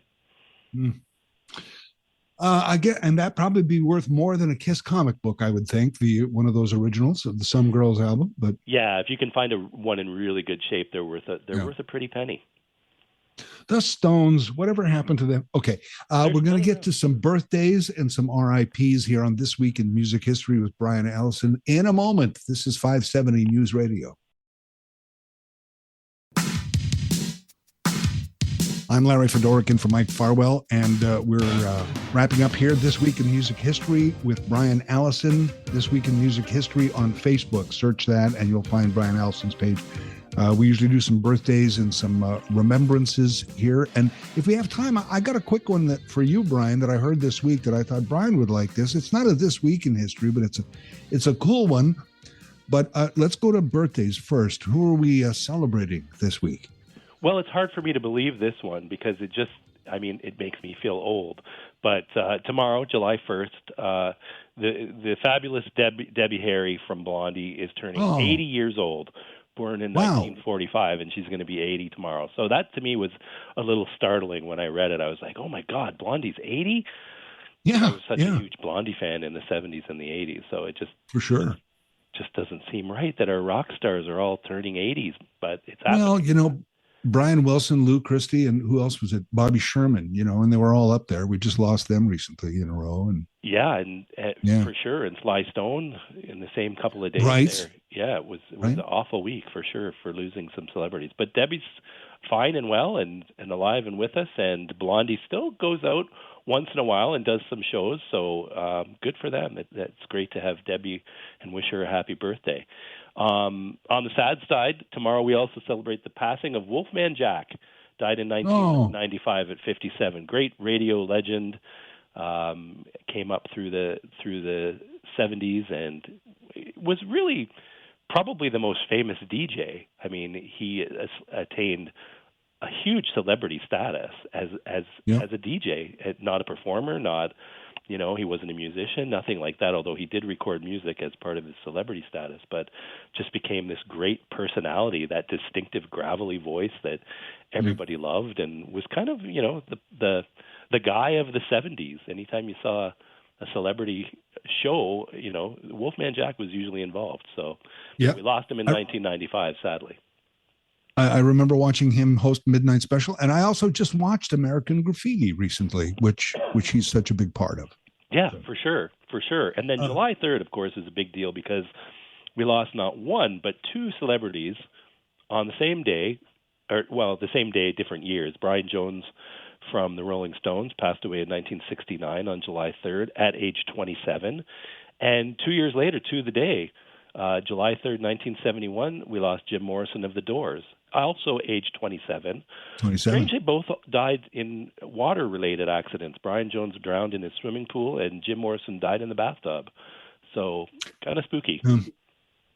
And that 27 Club since. Okay, I only got real quick, so I don't know if you've heard this story, but 1965, Shea Stadium, the Beatles, first big stadium concert ever for a rock band.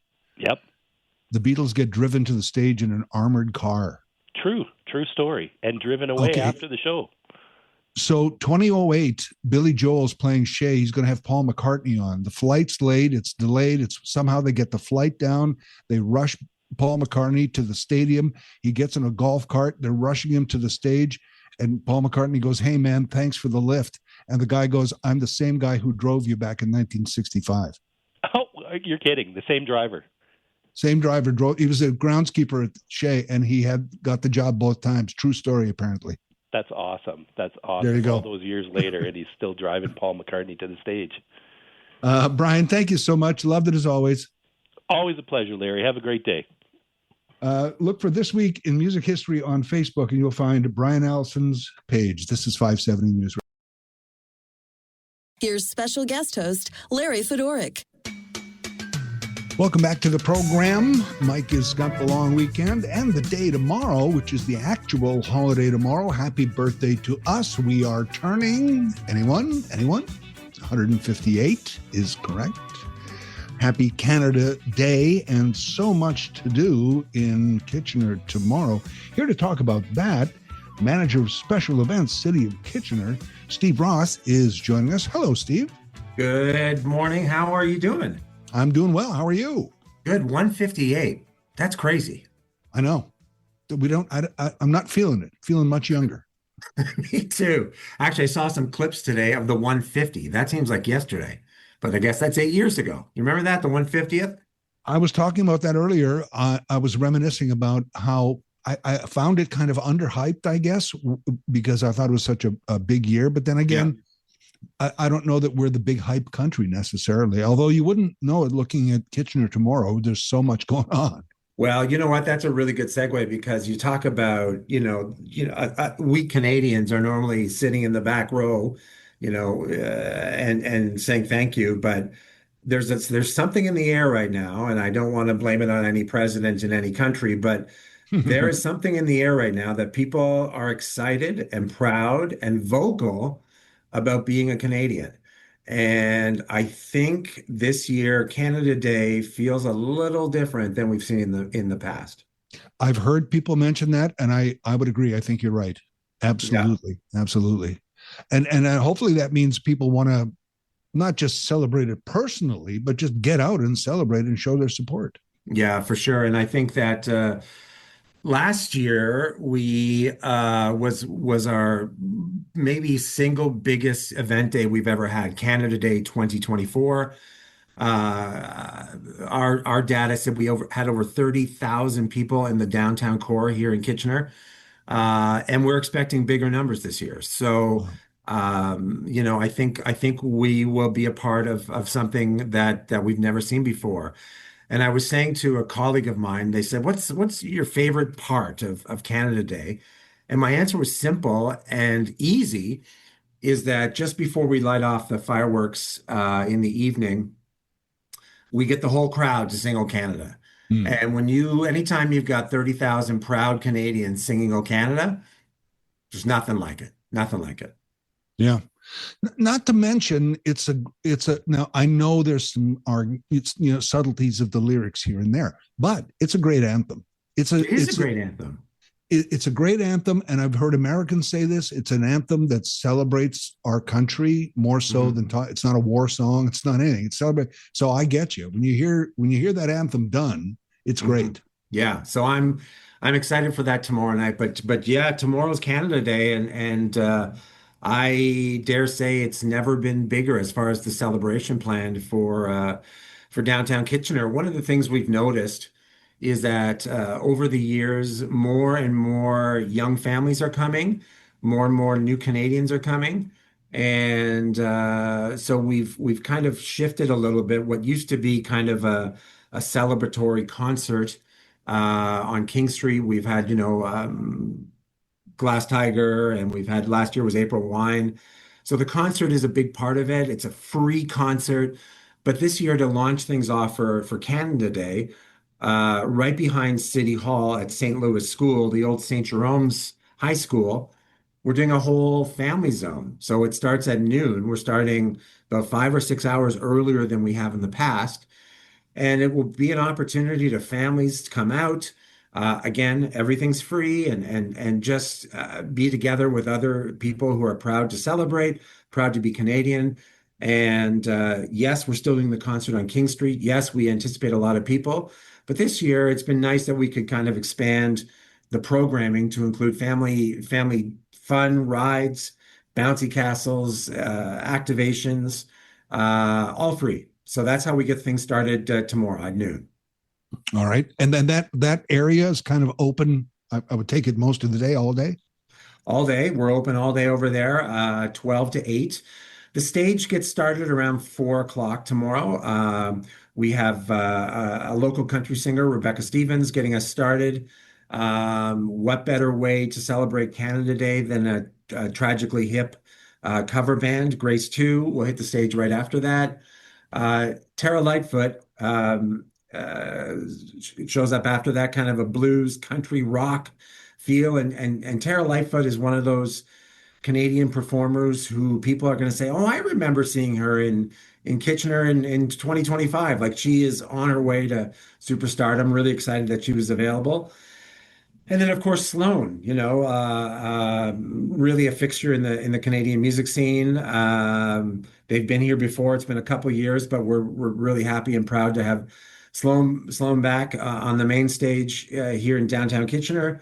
And they lead us right to the pyrotechnic show that happens at 10:30 right here at Carl's Air Square in downtown Kitchener. Given it's July 1st, by 10:30 it should be almost dark. It should almost be dark. We're banking on it. And by the way, tomorrow is supposed to be like maybe partly a little bit during the day, mostly sunny, 27, around 15. It just sounds like a knock on wood. I don't want to jinx it, but it's a perfect day tomorrow. It sounds like the perfect day. So when we do these events, a lot of people don't realize when they come out to see an event like this, it literally is months and months of planning. The one thing we cannot plan for is the weather. And so our team is always looking at the forecast, and I agree with you. a couple days ago. I said, I think we're going to be good. I know we're out there on King Street right now setting up. We had a little bit of rain earlier today, and I understand there's a little bit more rain coming. But for tomorrow, we're going to be good to go. We're going to be ready to go, and our team is really excited to welcome as many people as we can to the region to unite and celebrate Canada. I mean, it's elbows up, everyone. Let's celebrate. Let's have fun. There you go. So underway at noon with the family zone, and that's a free area. Concerts free. Everything's basically outside of maybe the food and beverages is free. You got it. The other thing that's new this year, and we're excited about this, is at 1 o'clock right in City Hall. It's available to the public, and the public is definitely welcome. Is we're doing an oath ceremony. We're welcoming 50 people who will become a Canadian citizen tomorrow. So if you've never witnessed something like that, it's pretty exciting to see, and it's pretty exciting to welcome 50 new people to be officially Canadian citizens. So that's happening tomorrow too. And you're right, all free food and beverage. Of course, there's a small cost to that, but please do come out, enjoy. As you mentioned, the weather's going to be perfect. Tomorrow night will be perfect. I hate to jinx it, but let's hope it's going to be great. I'm so glad you remembered to mention the oath ceremony, because many, many years ago, I went to a Canada Day celebration and the oath ceremony was part of it.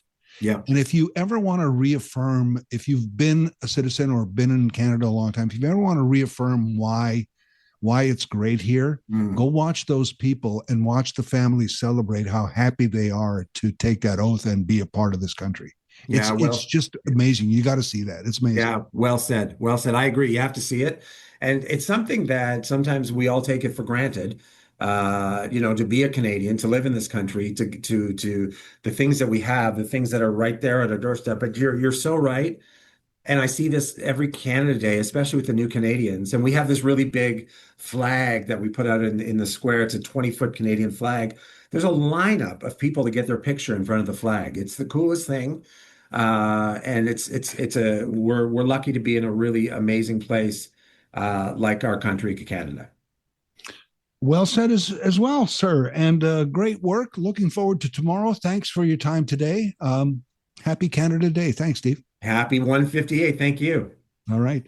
That's tomorrow. Boy, I can hardly wait, huh? One more sleep till this tomorrow, Canada Day in downtown Kitchener. Steve Roth is the manager, special events, City of Kitchener. Back with more in a moment. And I see this every Canada Day, especially with the new Canadians. And we have this really big flag that we put out in the square. It's a 20-foot Canadian flag. There's a lineup of people to get their picture in front of the flag. It's the coolest thing. We're lucky to be in a really amazing place like our country, Canada. Larry Fedoruk in today on the Mike Farwell Show with Steve Roth there moments ago, manager of special events, City of Kitchener, talking about all the work they put into the Canada Day celebrations in downtown Kitchener that get underway at noon tomorrow with the family zone. And that's open all day with all kinds of rides and bouncy castles and things like that. And I think the bouncy castle's mostly for kids, although they should have one just for adults. But anyway, next year. Okay. So, and then the stage and the concerts that get underway at 4 o'clock and about 10:30-ish for the pyrotechnics, the fireworks, and just so much packed into the day. And what we were talking with Steve, and I don't know if you agree on this. I think it is just a little different tomorrow. Just maybe the celebrations won't look that much different. Maybe not even feel that much different, but I think individually, all of us just feel a little different this year. We've kind of been elbowed into reminding ourselves how good we got it and how great this country is, in that we're Canada. It's not that we're not America, although that's part of it. It's we're Canada. And if you've nudged us to remind us, we've got our elbows up. And we're right back. Elbows up, the way Gordie Howe went into the corners. That's really where that comes from. It was always a little more painful for whoever. So it's a bit of a hockey reference, which is perfect. But yeah, there's a renewed sense of patriotism. And I've never been the biggest flag waver. I was born in this country. My parents were born in this country. My grandparents came to this country when they were like 8 years old. So you talk about almost third generation. You talk about sometimes taking it for granted. And that's what Steve was talking about there. They have a swearing in ceremony tomorrow at City Hall, where a few dozen people take the oath and become Canadian citizens. This is common in jurisdictions across Canada, where the swearing in ceremony takes place on our birthday on July 1st. And I've been to one of those. I actually stumbled upon one of those, frankly, one Canada Day when I was out at a celebration. And I've never forgotten it. It just moved me so much. For those of us, as Steve and I were just talking, who take it for granted and go, and not that we don't appreciate this great land of ours. We do, but it's not our thoughts every day. And just to look at someone who made Canada a choice. We were born here. These people made it a choice and had to go through a process and achieve their citizenship, and did it and got it. And this ceremony rubber stamps it. And at the end of the ceremony, when they get their certificate, and usually there's little Canadian flags abound and Canadian flag pins and all this stuff, and they get pictures taken and families show up to congratulations on your citizenship and all that. It's pretty cool. It's pretty cool to witness that. So if you want to make that part of your celebrations, that's taking place at City Hall. What did he say? Around 1 o'clock? Anyway, City of Kitchener, if you go to the website, and of course, our website tomorrow, and I think now even carries a lot of the details of what's going on tomorrow. But City of Kitchener tomorrow, they can kind of break down what's going on. But as Steve said, and I can't go through it individually, there's so much, but just to kind of ballpark the whole thing, starting at noon and going most of the day is just behind City Hall is that family fun zone with the rides and the bouncy castles and the whole family atmosphere going on. And that's all day. 4 o'clock is when the stage entertainment starts, and that goes right through till about 10:30, when then the fireworks will begin. So it's really just a full day that you can probably be there all day. It's all free except for your food and beverages. It's all free.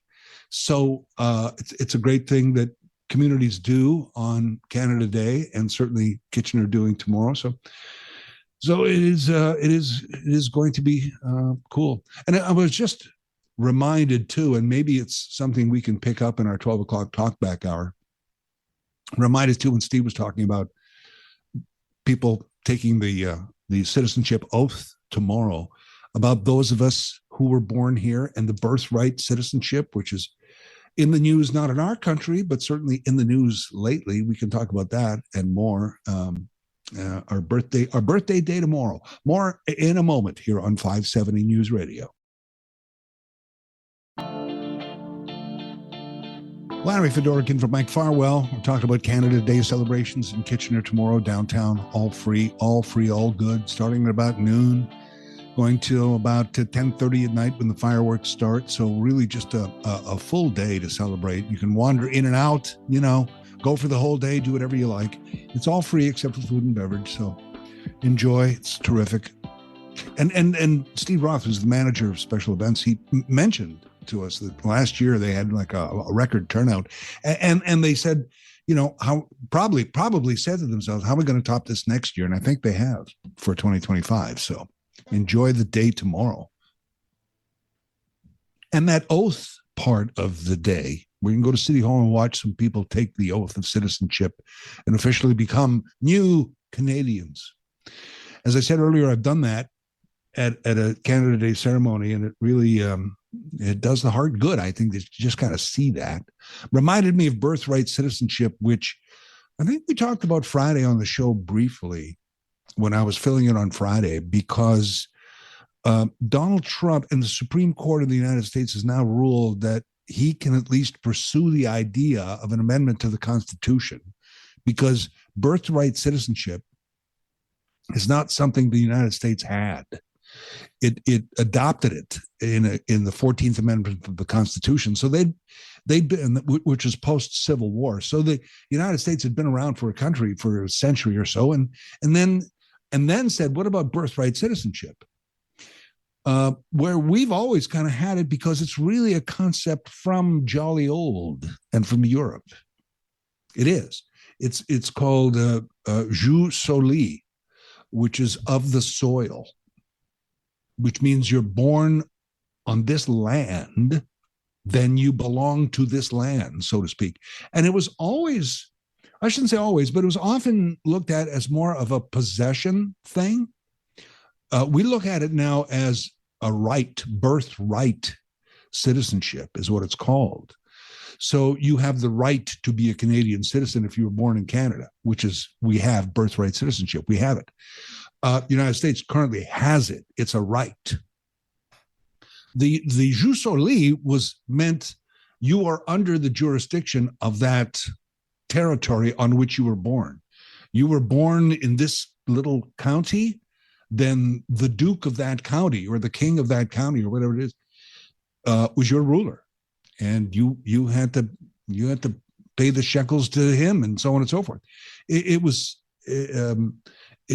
very customary in during the monarchies of France and Europe to have the jus soli. They also have something called, and I've looked up the pronunciation guides on this, and I still don't get it. Jus sanguine, which is ancestry basically of blood. It's so if your parents are Canadian and or a couple is Canadian, your parents, but a couple is Canadian, and they visit England, and oops, they have the baby there. The baby is still a Canadian citizen because the parents are, right? So, who is it? I think it's the senator from the United States, the great state of Texas that we all love, Ted Cruz. I think his parents were either military or diplomatic, but I think military. He was born in Canada. So he is automatic Canadian citizenship, but he's really an American citizen because of his parents, right? So because of that, you have to be born in the United States thing. He could still be president. Now, based on a lot of other things, he'll never be president, but based on that. So, but anyway, it just reminded me because birthright is how a lot of us come to be citizens of a country. The other way is to move there and apply, get status, and then apply to be a citizen and go through the tests, which tens of thousands of people do and live here as landed immigrants or on work visas, or and then many of them do become citizens, which is very interesting. Coming up next on the program, we can talk about birthright citizenship or whatever. I know Jersey Bill is calling. I'm going to wait for that because we're seconds away from our news at 12 o'clock here. And then after 12 o'clock, it's our 12 o'clock Talkback Hour. So Jersey Bill, if you want to hang on, I'd love to get you in our 12 o'clock Talkback Hour. That is next here on 570 News Radio. Here's special guest host, Larry Fedoruk. Welcome to the 12 o'clock Talkback Hour, where it's all on you. What do you want to talk about? I have a few suggestions, but I'd love to hear what's on your mind at 519-570-2545. 1-800-570-5715 is toll free. Star 570 on your cell. And even before we got here, Jersey Bill called and has been patiently waiting on hold. Thanks for holding, Jersey Bill. Go ahead.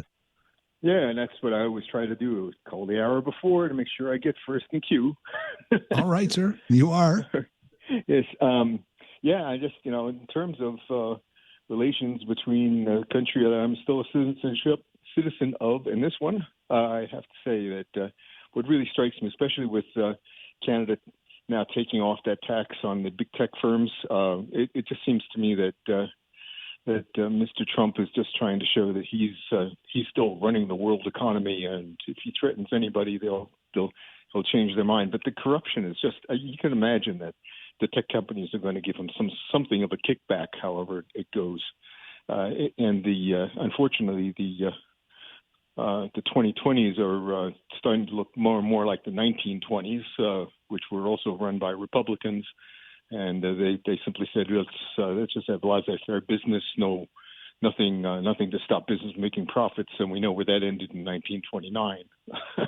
I hope for sure. that it doesn't happen the same way, but it seems as though Trump is interested in just simply making money for himself, and the world economy can go to hell as far as he's concerned.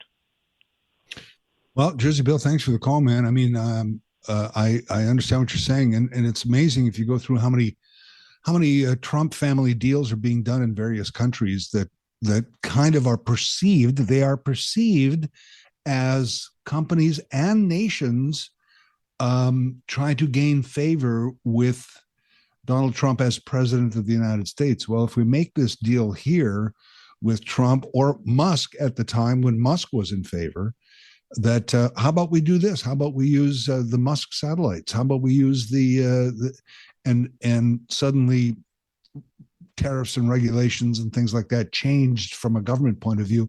There's a lot there to, I think, unearth and uncover in future times. And as I said earlier, though, I have no problem with us saying, okay, you don't like the tax? We'll pull it. We'll pull it off the table. Let's keep talking. You hate to do it. You hate to just say, all right, but I think it's a fair negotiating point for us to do that, to pull the digital services tax for now. Here's Tom on the 12 o'clock Talkback Hour. Tom, go ahead. Hi, how are you? I'm good. Tom, how are you? Pretty good. Too much tax. We didn't need that.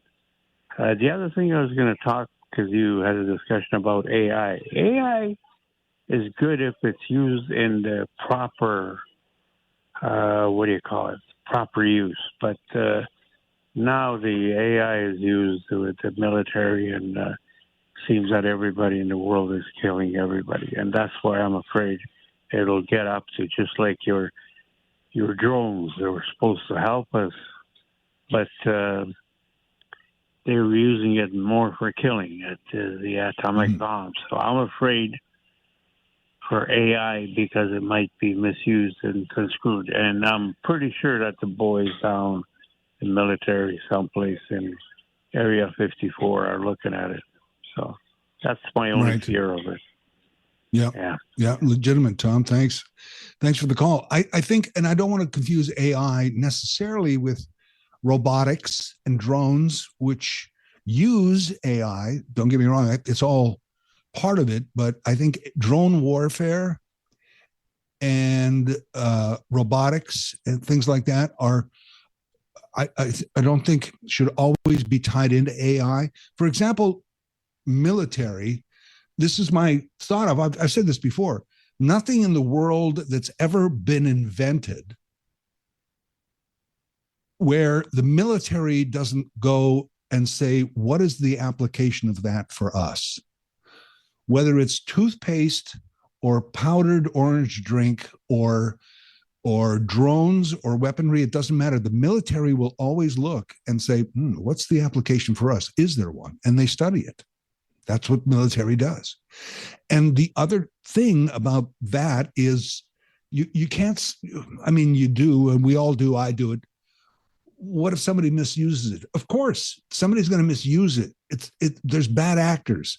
They're going to misuse a car and drive it into a crowd. They're going to misuse a gun. They're going to misuse just about anything. They misuse the internet for their own nefarious purposes. You can't basically say we can't have this because what if somebody misuses it? You know, it's like saying we better not build a bank because somebody might rob it. You can't think that way. You have to keep building and building and building. So the AI, and interestingly, that one thing the AI has done for military that I don't think a lot of people talk about is there's this thing, it's not necessarily a military concept, but it's used a lot in military. It's called failure of imagination. Have you ever heard about this? It's a real thing. You can read books about it. It's fascinating. Failure of imagination. So going back a couple of years ago, Israel could not imagine that Hamas would use these paragliders to fly under radar but over walls, and the guys driving paragliders would be armed with little missile launchers and heavy machine guns to take out Israelis. They didn't imagine it. They had this Iron Dome, but Iron Dome did not play into it. So the phrase failure of imagination, if I just go back a little bit, sorry to get in, I'm being a little nerdy on this, I know, but let me explain this. The line is, think of something that I want you to imagine something that you would never, ever think of. And that's the conundrum, because there's no such thing. You can't imagine something you would never think of, because as soon as you think of it, it's like, well, I could imagine it. A giant gorilla driving a spaceship. I would never think, oh, I just thought of it. Okay, well, see what I mean? So because you can't, there's always going to be that failure of imagination. Military has always run simulations and war games and simulations of simulations to try and get past that. Like, what if this happens? Well, what if this happens? Well, what if we do this and then this happens? And they run those constantly. What AI has enabled them to do, and I say them, it's like all military, the good guys, the bad guys, and everybody else, are able to run AI simulations to the nth. It's crazy. So that's AI. AI also, we just saw 3-on-3 soccer in China with robots that were programmed by AI. That was just on the news this morning. Go find the video. It's crazy. So we look at AI and go, robots taking over everything, and military and drones and everything. But that's not AI all by itself. And it's an application of AI to what they want to do. So we did have the AI discussion earlier on, which is why it's coming up again. What else? AI. Something else AI? Something Canada? Something elbows up, elbows down? The by-election has been called for Polyev. Lots of things, or anything you want to talk about. 12 o'clock Talkback Hour continues in a moment on 570 News Radio. Larry Fedoruk in for Mike Farwell. For a Monday that's kind of lodged between a weekend and an official holiday, kind of a holiday that a lot of people just took, a day that people took. There's sure is a lot going on today, huh? Do you want to talk about that? Do you want to talk about the digital services tax? Digital services sales tax that we just pulled? Billions of dollars evaporating. I think there should be a digital services tax. And to a previous caller who said there's enough tax, is we don't pay the tax, right? We wouldn't, not directly. Like it's the Metas and the Amazons and the Googles that would pay the tax. Now, the Amazons can turn around, for example, and maybe pass that fee along to us somehow through fees that they may charge. Meta doesn't really charge you for any of their services. They make money from their data, advertising, but mostly their data. Google, yeah, there are monetary points along your Google membership if you choose to. But nevertheless, they pay the tax, except now not pay the tax. As I said earlier, I think it's fair that we drop the tax. Fair is the wrong word. I think it's a good move in the negotiating right now that we said, okay, no tax on American digital companies, foreign digital companies, mostly American, I guess, in this case.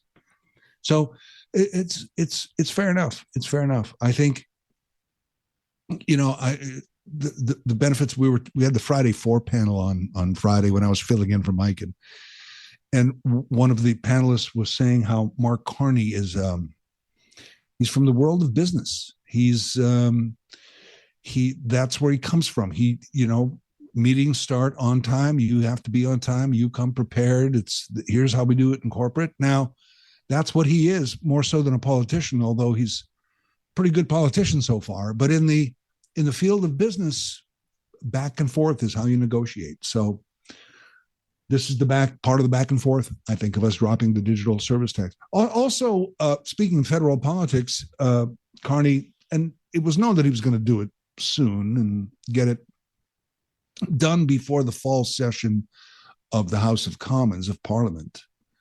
But August 18th for the by-election in, what is it called again? Crow River? No, Battle River, Crowfoot. Right. I was going to look it up.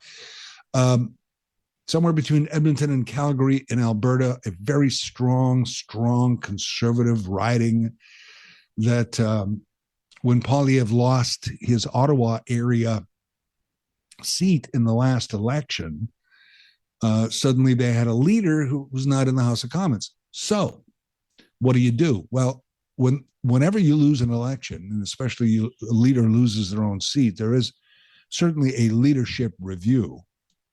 And what the Conservatives federally have decided was that, yeah, this is still our guy. We'd like him back. They could have gone another way, I guess, except who's the other person? Like, name a person that could just automatically kind of do this federally that you wouldn't have to. And you could say, well, you could get a maybe even a Doug Ford, although I don't think Doug Ford would have a hope in hell federally. That's just my thing. But do you get like a provincial conservative person and start promoting them federally? But then you're kind of back to square one. And any of these conservative premiers across Canada, how many of them could play federally? So there's not that. Within their party, just kind of candidate and name recognition. Who is there? Is there someone in the Conservative Party of Canada? I can't think of one off the top of my head.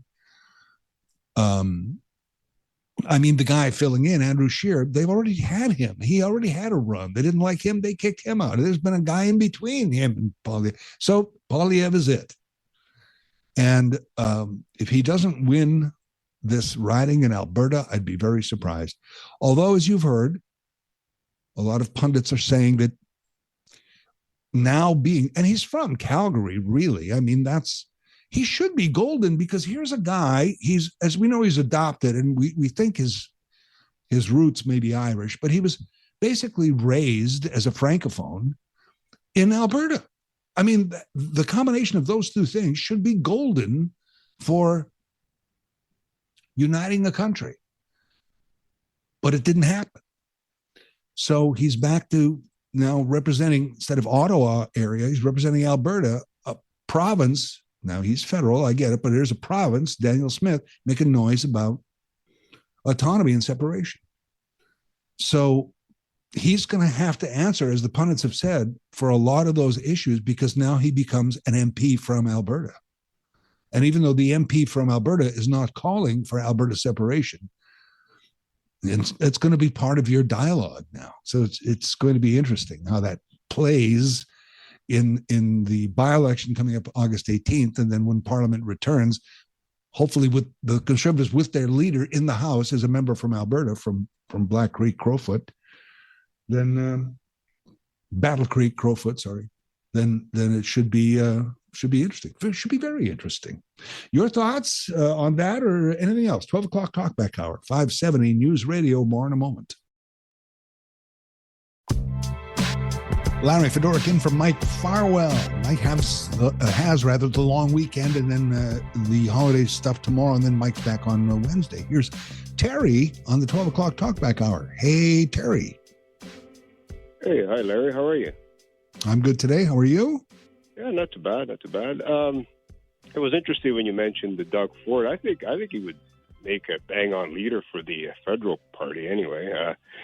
I didn't like him at first, but he kind of grows on you. I mean, during the pandemic, he spoke the language of the common man, so he can relate to people for the most part. I know a lot of people don't like him.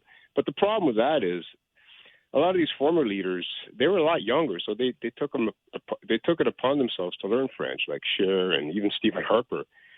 But at his age, I don't know if he wants to go through that hassle. Like, he's 60 years old or soon to be, so I don't know if he'd want to learn French at this point in his life. But, if he did know French, for sure, I think he'd make a perfect leader because he's roughly the same age as Mark Carney. So, it's not like he's overly long in the tooth. But, I think the language thing would definitely be a problem for him because, at his age, does he want to take it upon himself to learn just to become the leader of, and who knows what their shelf life is anyway. So it's interesting to think about anyway. Anyway, Larry, yeah. For sure. Thanks, Terry. I mean, I'm not a fan. I'll say honestly, I'm not a fan of Doug Ford, but that's the thing to me that's always, and I think Doug Ford, perhaps I'm assuming here, that is in his way is French. I mean, it's in Canada to be the prime minister, you have to have some, and they forgive the bad French. They, but to be able to answer, at least to be able to understand the question, even, in French, and then at least formulate some kind of answer to show that you're trying, because of we're representation by population. And a good part of the population is either from Quebec or Francophones, and want the prime minister to be able to converse equally in both official languages. And Doug Ford's just not that. And that's why nationally, I just think he would. And that's why I said Poilievre is basically a Francophone from Alberta. How is that not that's Harper was not a Francophone from Alberta, but Harper was from Alberta. So even though went to high school in Toronto and stuff, was a Toronto kid, but ended up being an Alberta guy, and that helped his cause. 570 News Radio, 12 o'clock Talkback Hour. More right after our news break. Here's special guest host Larry Fedoruk. Whether it's something we talked about on the show today already, and we sure talked about a lot in the last few hours, or something we haven't especially, like misuse of fireworks, for example. That's been in the news. We didn't really cover that today. Whether it's that or anything, it's the 12 o'clock Talkback Hour. As you know, you get to choose your topic and give us a call. Here's Grant. Grant, go ahead. You're on 570 News Radio. Yeah, good afternoon there. Nice hey, to have hey you Grant. back. Yeah. Thank you.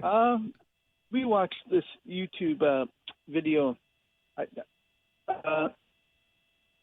Goes back in 1970. This lady, Jeanette Lee, ever heard of her? She was considered as a black widow. She was a 9-ball pool shark.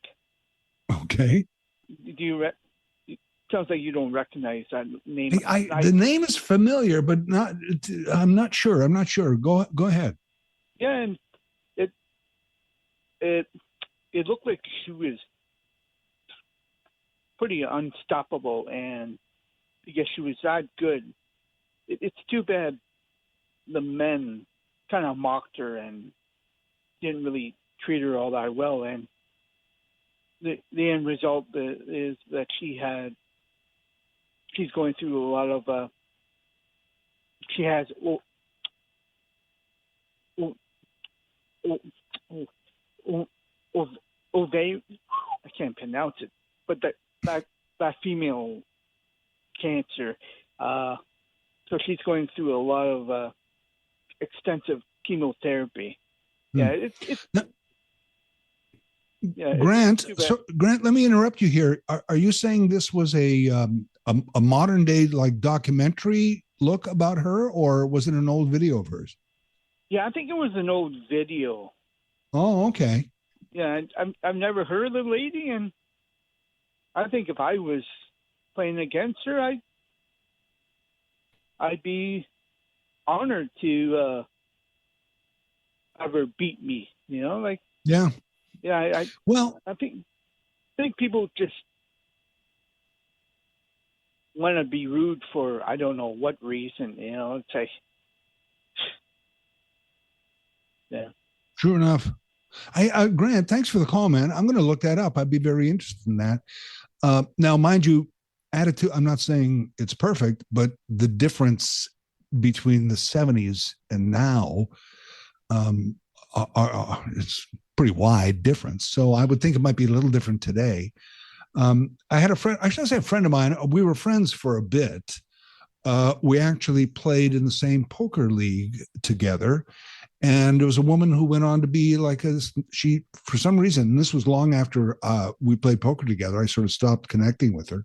She went on to be like a 9-ball champion. She played, actually, I don't think she does it for a living, but pretty close, like good second income, playing 9-ball tournaments and stuff. Just played pool for the first time in a long time. My son said, "What do you want to do for Father's Day?" And I was like, "I don't know." And, hey, you know what? Why don't we go shoot pool? So we went and kind of had a burger and a beer and shot pool for an afternoon. We played 8-ball though, not 9-ball. I enjoy the game of 9-ball as well. But nevertheless, here's Marianne. Marianne, go ahead. Hi. Hi, Marianne. I'm going to talk about Canada Day. I'm from the Upton area, and what I like about Canada Day is I love going up to Atwood. If anybody's looking for anything to do, go to the Atwood Parade. It's a small town, but the parade's a good hour, and they do a fabulous job. There's stuff already happening tonight for Canada Day. They've got chicken wings and music on tonight. All day tomorrow, Atwood has festive activities for Canada Day. They've got the pork chop dinner, and they've got the beer gardens open. Melbourne Lions Club has their hamburger stand. The Atwood Lions Club's put the pork chop dinner on, and they just have a fabulous day. And at the end of the day, all off, they've got fireworks in the evening.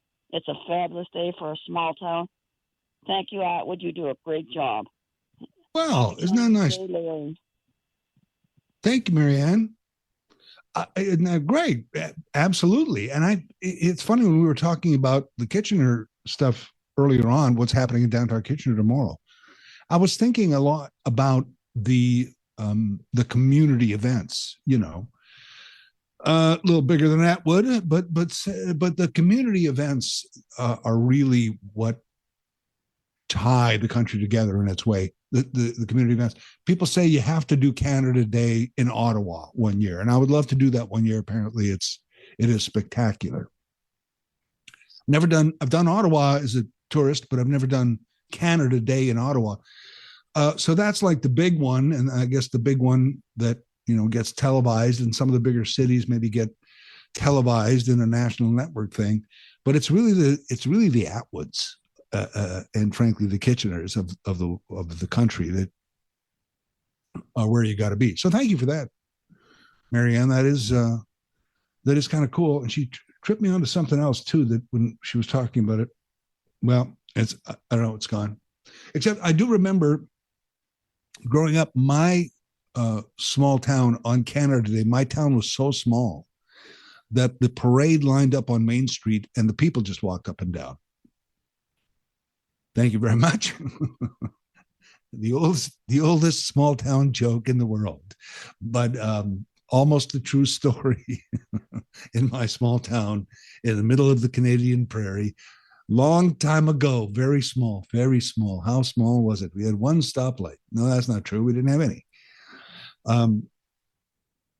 But whether it's Atwood or wherever, I hope you enjoy tomorrow. It's the 12 o'clock Talkback Hour. The topics are yours. Let me give you the numbers again. 519-570-2545. 1-800-570-5715 is toll free, or star 570 on your cell. More of your calls in a moment here on 570 News Radio.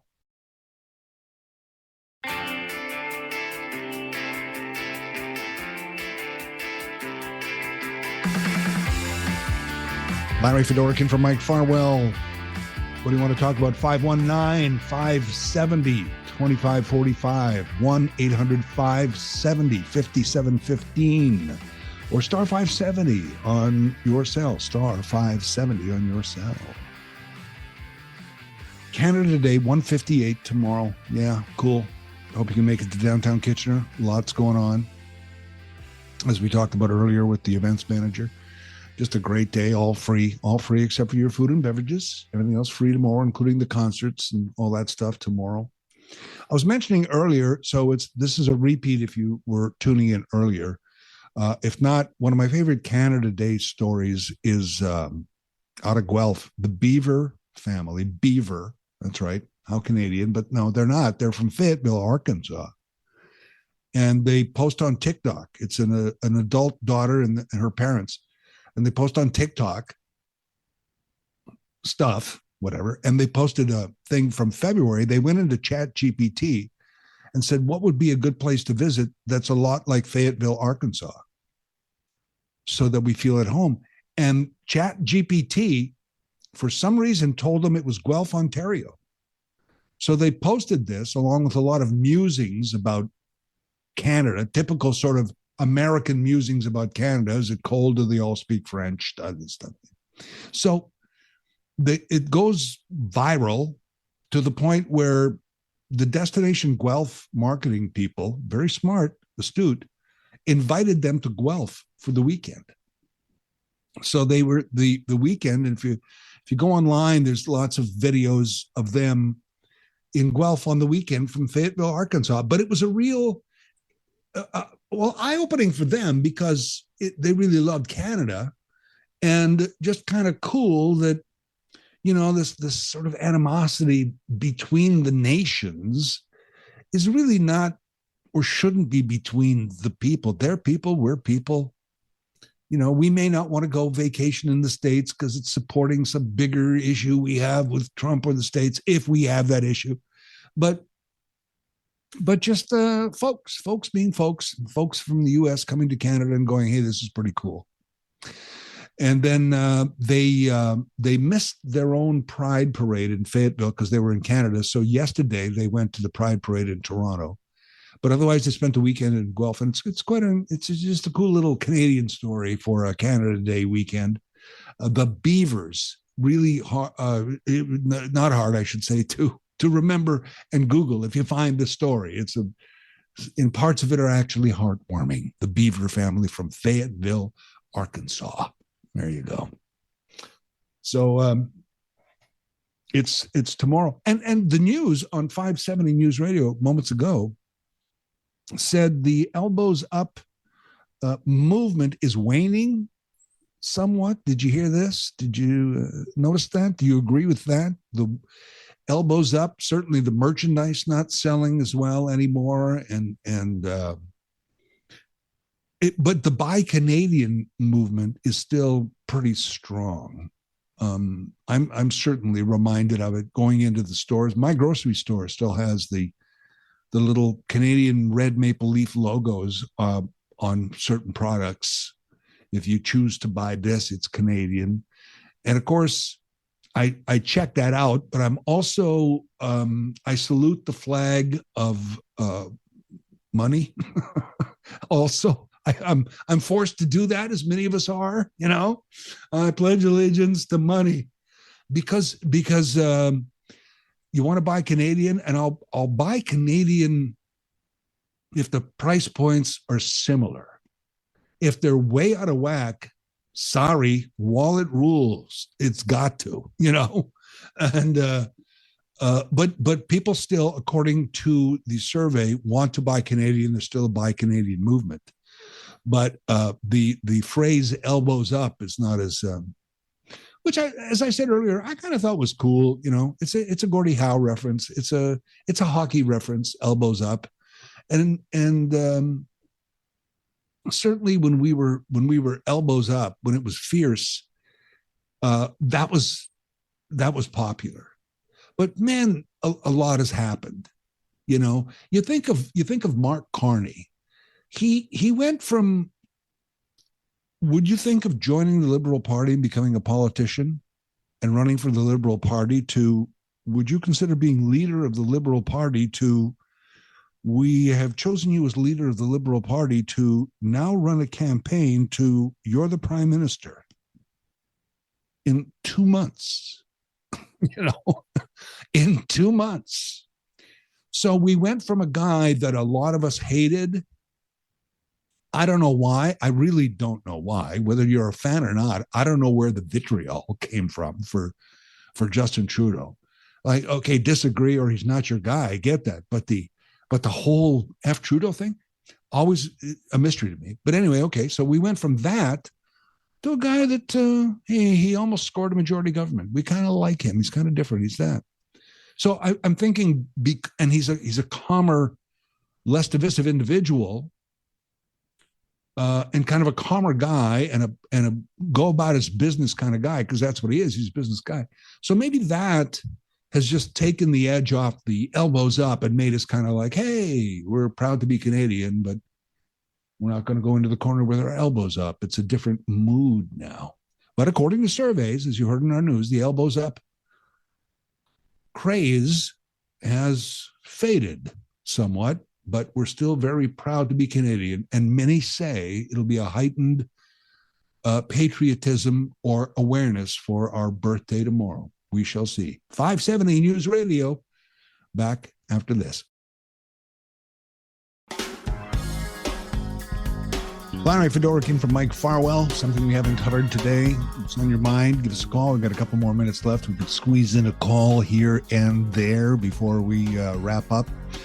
Mike's got that long weekend. And as always, I appreciate you having me on 570 News Radio. Always glad to. And some of the people who call the show regularly, we kind of have a semi-friendship relationship going on now. So thank you for that. Thank you for having me on 570 News Radio. Mike Farwell Show returns on Wednesday. In the meantime, tomorrow, the big holiday. If you go to our website, kitchener.citynews.ca, just keep in mind tomorrow that, you know, I think there's actually a couple of beer stores open tomorrow. I think limited hours, which is kind of odd to me, because can't you just go to the convenience store now and get a beer if you're last minute? You went, oh, we need another 6-pack. Go to the convenience store. As a matter of fact, my convenience store, they had one of their big cabinets open the other day, and I was noticing it because it's usually closed. I don't know what's in there. And I opened up and it's fireworks. And I went, oh, because in the old days, they'd always have like a bucket of fireworks when you walked in, literally this big bucket of fireworks. And I get, those were the days too when vans in the parking lot used to sell fireworks, you know. But anyway, those days, thankfully, are gone, and people have cut back, and there's strict regulations on fireworks now. But nevertheless, my advice would be go watch a professional show if you're into fireworks. Don't play around.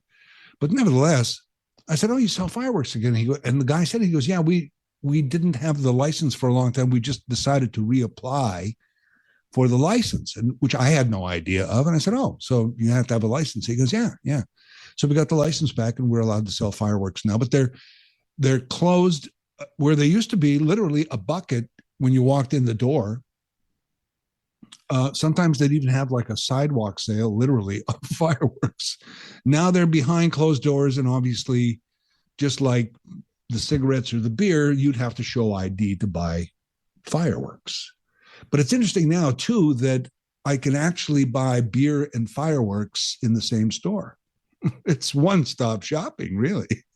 How convenient. I'm joking, but really don't. You know, come on. You know, especially the incidents we've had with fireworks in Kitchener and KW region lately, and you've heard them on our news. Those aren't even just careless people. Those are just bad people buying fireworks and throwing them at people and so on and so forth. That's just very dangerous. But just in general terms, listen, tomorrow night at 10:30 downtown Kitchener, it's going to be a huge pyrotechnic show. You know, put those sound canceling headphones on your dog, and grab the family and go down and watch fireworks done by professionals. You know what's replacing fireworks in a lot of places too? And I wouldn't be surprised if we got these one year, is these drone/laser shows that people have now. Much quieter, much better for the climate in general, and just these kind of laser light shows that they do now, which I think I think personally is going to be the new trend away from fireworks in coming years. Anyway, happy Canada Day. Enjoy the holiday. Enjoy the week. I'm Larry Fedoruk in for Mike Farwell. We'll talk soon.